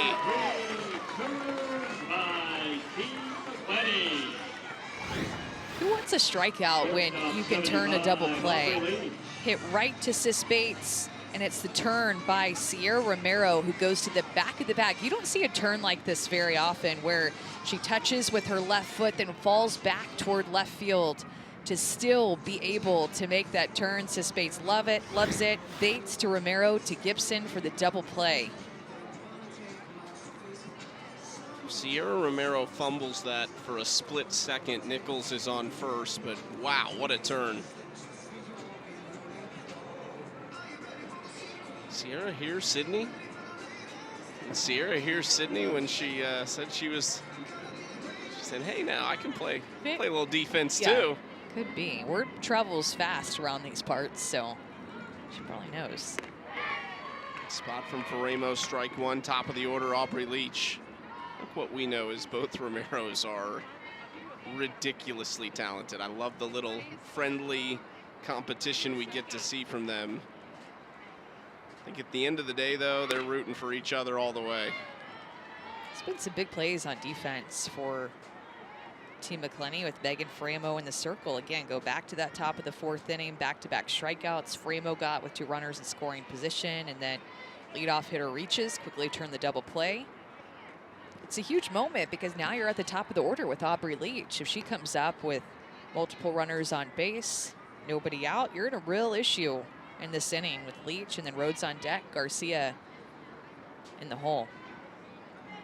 Team McClenny's done really good with the 2 and 3 hole for Team Rhodes. 0 for 5 with a walk between Shannon Rhodes and Rachel Garcia. And Leach watches a called strike on the outside corner again, 2 and 2.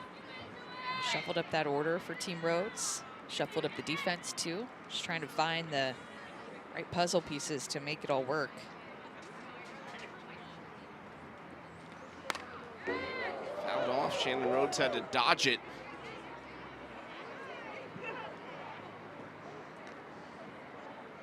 Only had 1 game where a team has scored more than 4 runs so far this season. It was the first one, and that one's not even finished.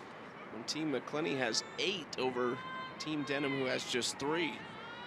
That game and the other game from night number 1 will be finished, and then the other one played on Monday. Framo gets the strikeout looking of Aubrey Leach.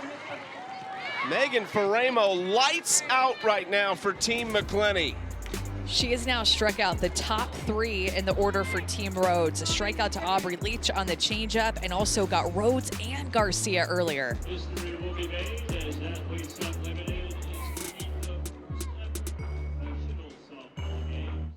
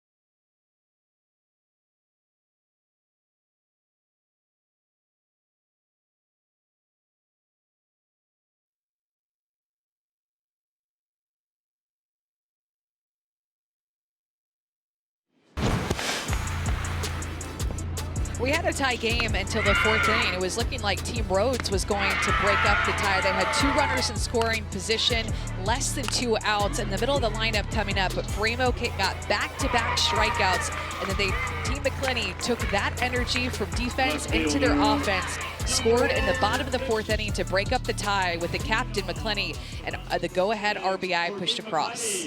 That's the difference. For every run scored during this year's Athletes Unlimited softball season, Aspiration committed to planting 10 trees. Stay tuned. We'll see how many trees are planted thanks to Aspiration's support. Haley McClenny picked Megan Framo with her first overall pick. Took another pitcher with her second, Georgina Korick. And it has paid off in a big way today and in their first game that they played.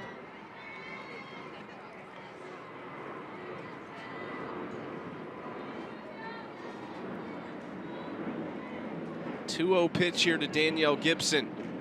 Outside ball 3. We've got Mia Davidson down in the chair for a little chat. Mia, we're talking Megan Framo, how good she's been today. What's that been like, her coming into the game, the communication between you two? How's she been so successful? I think she's just working the corners, doing what she has to do, you know. She's just playing around with them. We're trusting each other, and she's just been a dog in the circle. Mia, we're watching Sydney Littlejohn-Watkins for the past couple of innings enter in this game. We saw her yesterday. And of course, we're talking about her curveball, her crazy spin. What's it like to hit off of her? What do you see in that right-handed batter's box off of her? Oh, yeah. Sydney's dirty. I mean, as you can tell with my bat. But, you know, it's just about that break. She has a super late break and how it just works. And then she's like I swear she's like a contortionist when she pitches that thing. If you see her elbow, it's some dirty stuff, you know. You just got to make sure you stay late. And hopefully you hit it, you know. She's a great pitcher. She's been on fire, and it shows. But hopefully blue team, you know, we're going to make adjustments and do our thing. Just rolls foul from Delaney Wiz there. Mia, you were so good at AUX. You went with Team USA to Dublin. What has the last 4 weeks been like for you, especially when you have so much success? I mean, I'm assuming not a lot of adjustments you're trying to make right now. Just keep it rolling. Yeah, I'm just trying to trust my plan, swing at good pitches when I can, and then just, like you said, keep the momentum, keep it rolling, trust everything been working on, and then also have a great captain and a great team who just trust that we're going to get it done. You know, nothing defines, each game doesn't really define who you are, and you have next chance after next chance. You just got to prove you can do it. Tell us about draft day for you. Are you somebody who's real relaxed, or are you antsy, waiting to see who you get picked by? Usually I'm pretty relaxed because I'm like, you know, we all get picked, and whatever my job is, I'll do my job, and then go from there. Really, I'm just chilling in the chat room. Hey, Mia, you become like a podcast star with your Rounding Third podcast with Tyler Bratton. Oh, yeah. How did you like podcasting? I was not great at it at first because, like, you know how Coach Bratton, he knows how to talk to people and stuff, and I was getting used to it. So he did all the talking, and I'll just have my little chat here and there. But I got better as the times went on. But mainly, it was like T-Brad's show, and I was just there for support. It's pretty good support, Mia. Thank you so much for your time. Of course, thank you all. Delaney Wiz lines out to third base. That's the first out of the inning. Gibson, who walked, has to stay put at first. Mia Davidson, if she gets another opportunity, would most likely be in the 7th inning, but some dangerous bats still coming up here. Caroline Jacobson, the rookie, has reached twice. Still looking for her first career hit, though, here at Athletes Unlimited.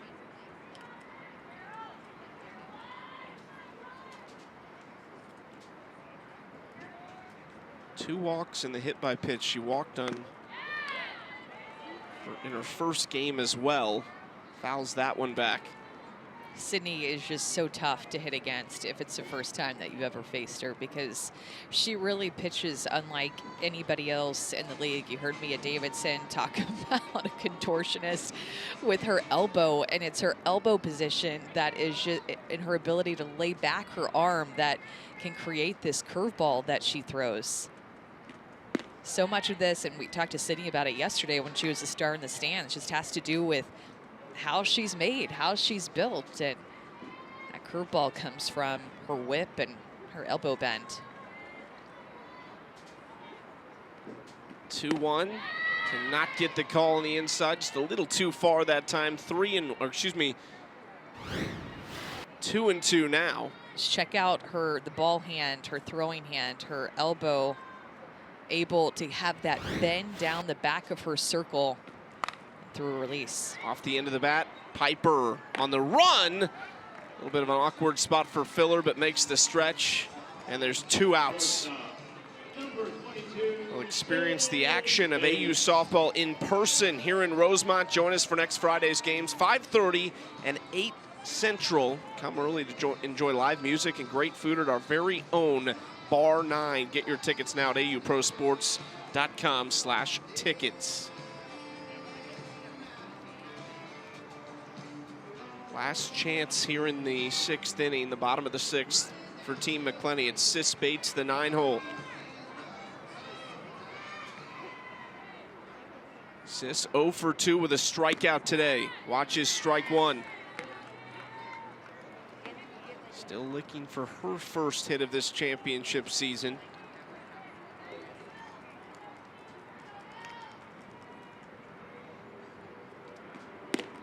You can just see that ball move. That should be another strike. It's basically in the same spot as the pitch before, maybe, I don't know, an inch further out, but that's such a good pitch. It starts in the right-handed batter's box and then breaks back across the outside corner. Goes to it 3 times in a row. 2 of them being strikes. The other one just missed.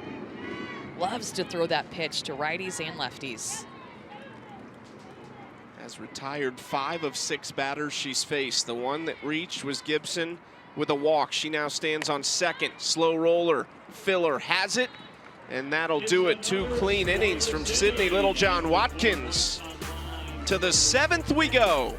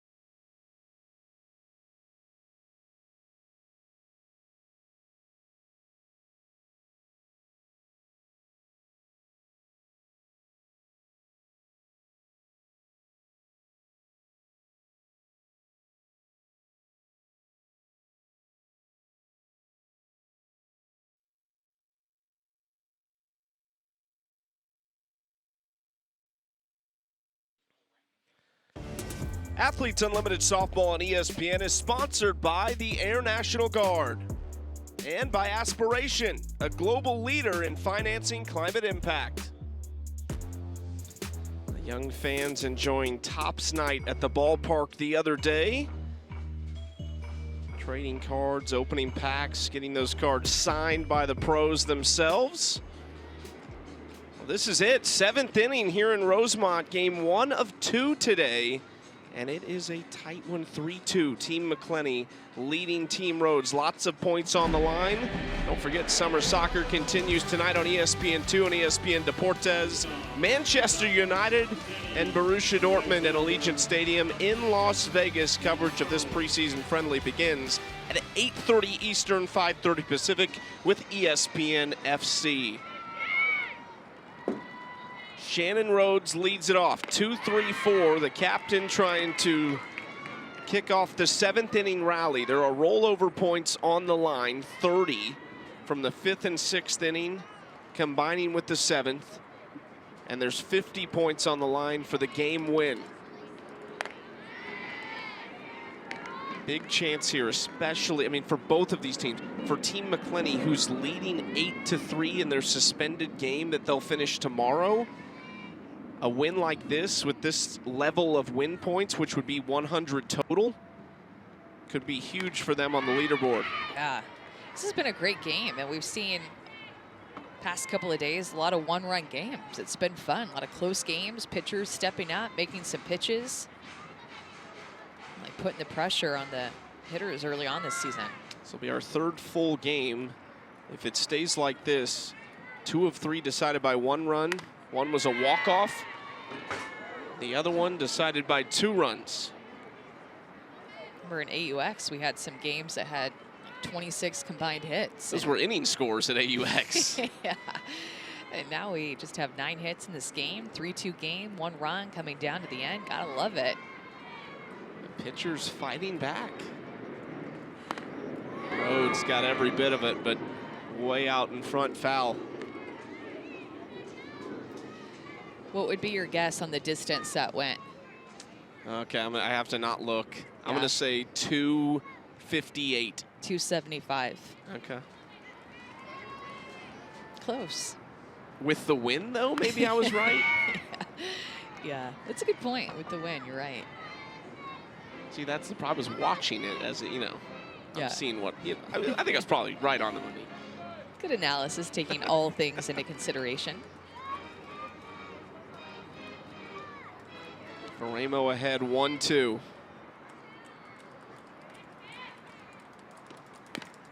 Off speed there, Rhodes stayed with it.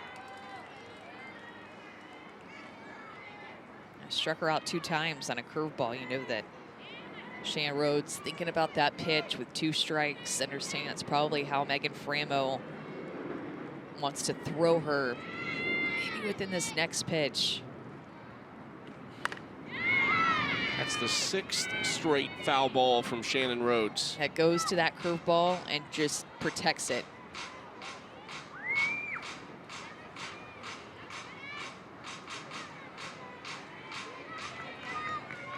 Megan Framo, one that almost never has any issues or close calls with the pitch clock.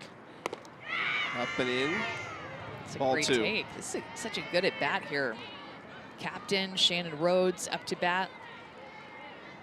Big opportunity with the middle of this order coming up, down by a run.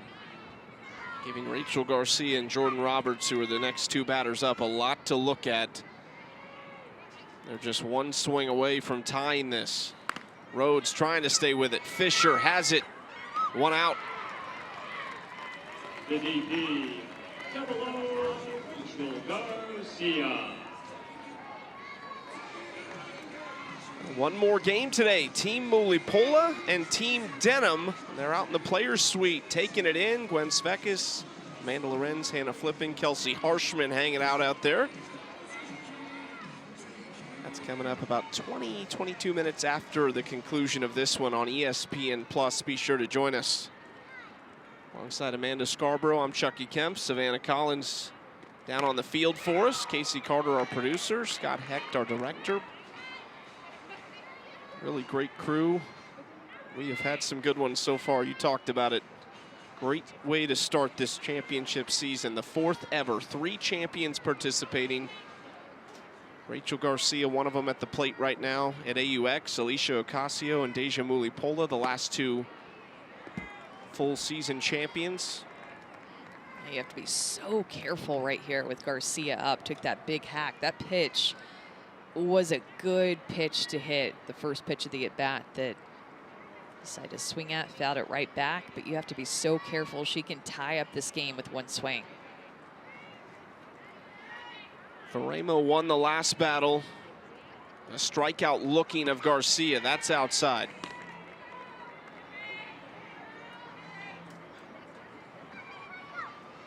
She entered this game early, too. Back in the top of the 2nd. Micah Sutherland got the start.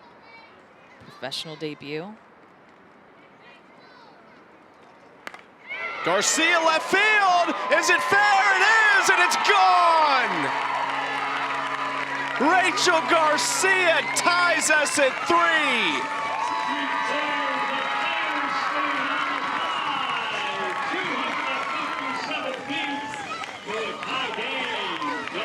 She's just that good. Just kind of felt like that was coming. With who they had to face in the top of the 7th inning, Rhodes, Garcia, and Roberts can't feel too comfortable, and Garcia sits back on this changeup, had some good swings off of Framo and her at-bats. Struck out looking the at-bat before, and now she ties up this game. The AUX champ with 40 points. How much could those be worth if they come back to win this game? They were 2 outs away from dropping 80 points between the inning wins and the game. Big cut from Roberts. She wants the lead now. I'm sure Framo just kicking herself about the location of that changeup. It just can't give a hitter like Garcia anything that sweet. She got a couple of pitches to hit in that at bat too. That first pitch was right down Broadway and she missed it. Gets a changeup that's hung up a little in the zone and just crushes it.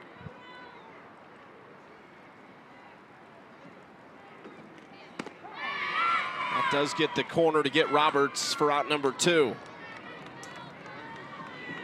5th strikeout for Framo. Our stat guru Rob just handed me the sheet. The home run worth 40. potential MVP nod. Maybe the first one would be 60. The inning wins were 30, and the win overall, if they can come through, would be 50. I mean, Rachel Garcia, that swing could be worth as many as 180 points on the leaderboard for her, and a lot for her team as well. That's what you love about this game. One pitch can change everything.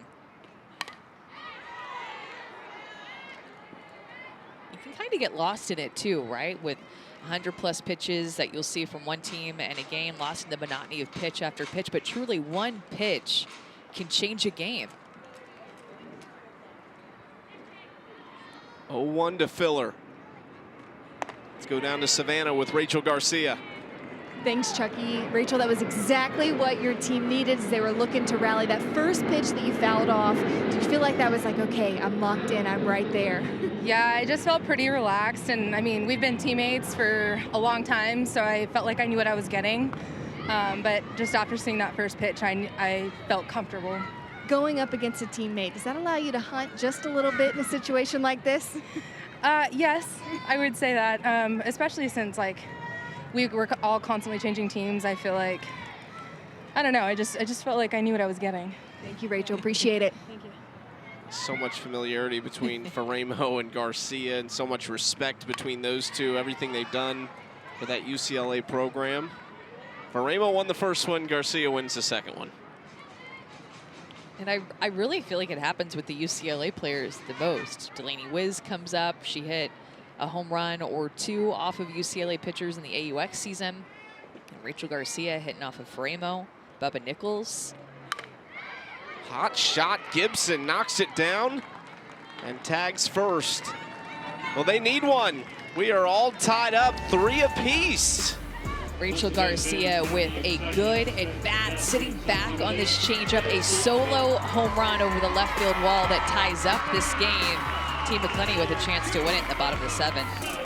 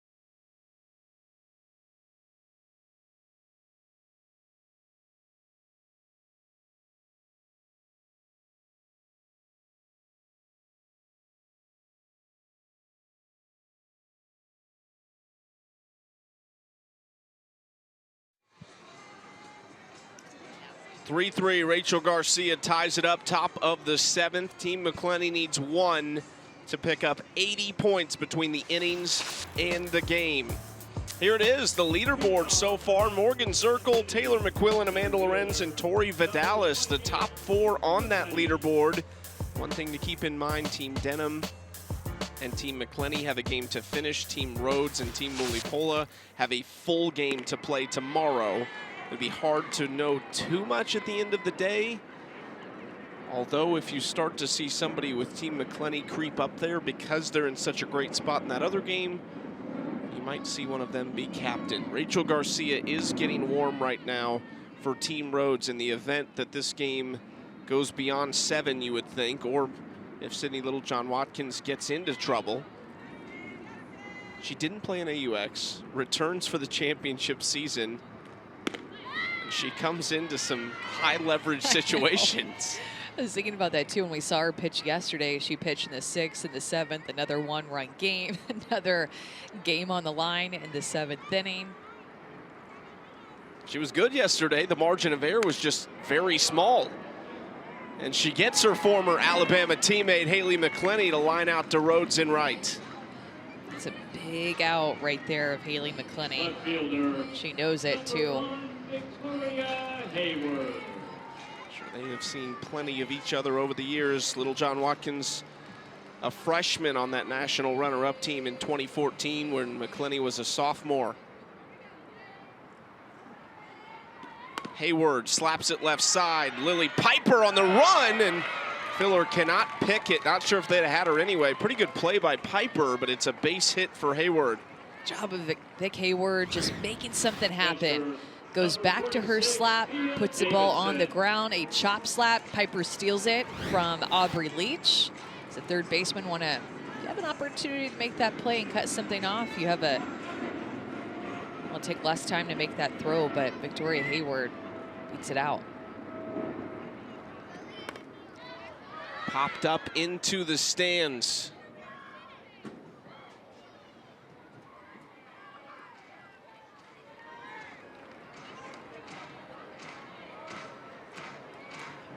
Victoria Hayward stole a base back in the 1st inning.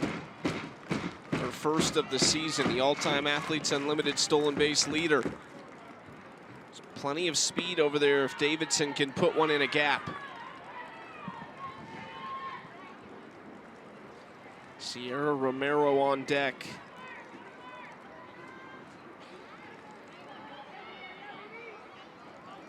One, outside ball 2. It looks like Mia Davidson backed a little bit off the plate too, just respecting that backdoor curveball that Sydney Littlejohn likes to throw inside to righties. Pitch that she got her out on, struck her out on back in the 5th inning. That's what Mia told us in the chair chat. It's tough to face her. Off the base in left. Hayward coming around to 3rd, and she is 60 feet from this game being over. I wouldn't be surprised if maybe we see Rachel Garcia come in here. Mia Davidson hit that so hard and had a little luck on her line. Look at this, hit the base and then go over the head of Lily Piper. But that's how you know for sure it's a fair ball. It hits the base. You know that there's no question if it's foul or fair. And Hayward, good base running, good speed, goes 1st to 3rd. Now the game-winning run just 60 feet away. Conversation here, maybe a pitching change. You said it, you wouldn't be surprised if they go to Garcia. Rhodes coming in. I would. If you have Rachel Garcia in the bullpen who is warm, ready to go.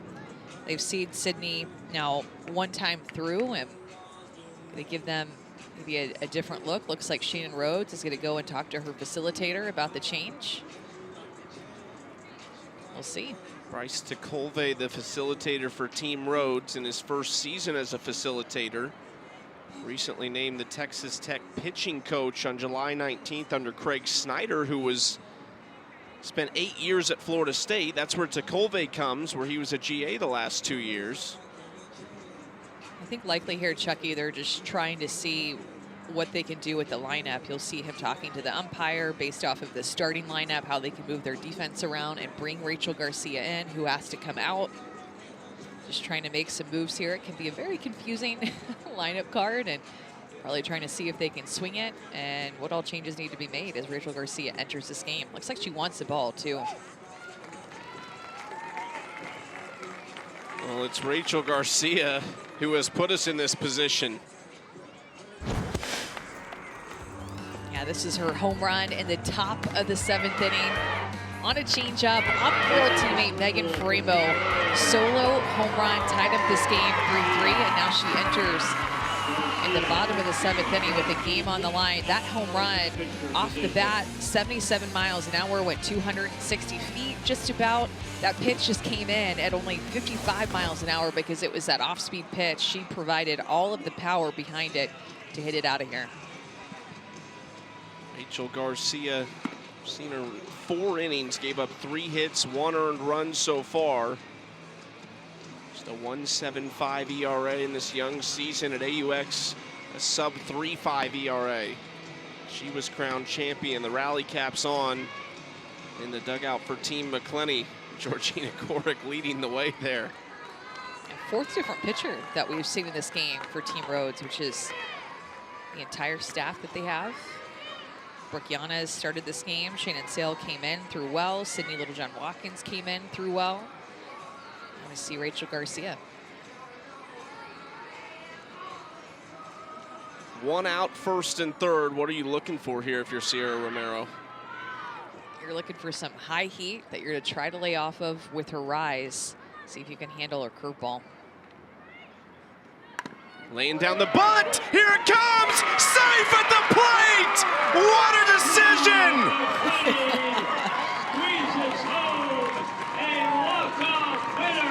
Romero lays down the squeeze, and in comes Hayward just under the tag. What a well-executed squeeze to win the game. This game had a little bit of everything. A home run to tie it, a squeeze to win it for the walk-off. We may have a challenge. They're going to want to challenge that tag at home to see if Hayward's foot got tagged. Umpires were headed out of here. I think Jim Cooper feels really good about his call at home, but Team Rhodes, if you have a challenge, why not use it with the game on the line? I thought the ball was dropped at home, which is, I'm assuming, why the umpires were so confident in leaving, if that's what happened. It looked to me like the ball came out. There is a discussion here between Jim Cooper and Shannon Rhodes right now, and I don't believe there will be a challenge.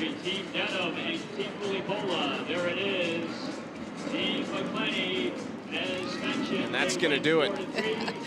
What a game put together by Team McClenny, scoring at all these different innings, a back and forth game. Team McClenny being able to win it in the bottom of the 7th inning. Megan Fremo entered this game and was just so strong. And in the 2nd inning, gave up that game-tying home run, but ended up winning it. 80 points because of this. Sierra Romero lays down the bunt. It is a squeeze. It is so well played by Rachel Garcia. You can't play it much better than what she does. The glove flip, and Hayward gets a great jump, slides in to win it, and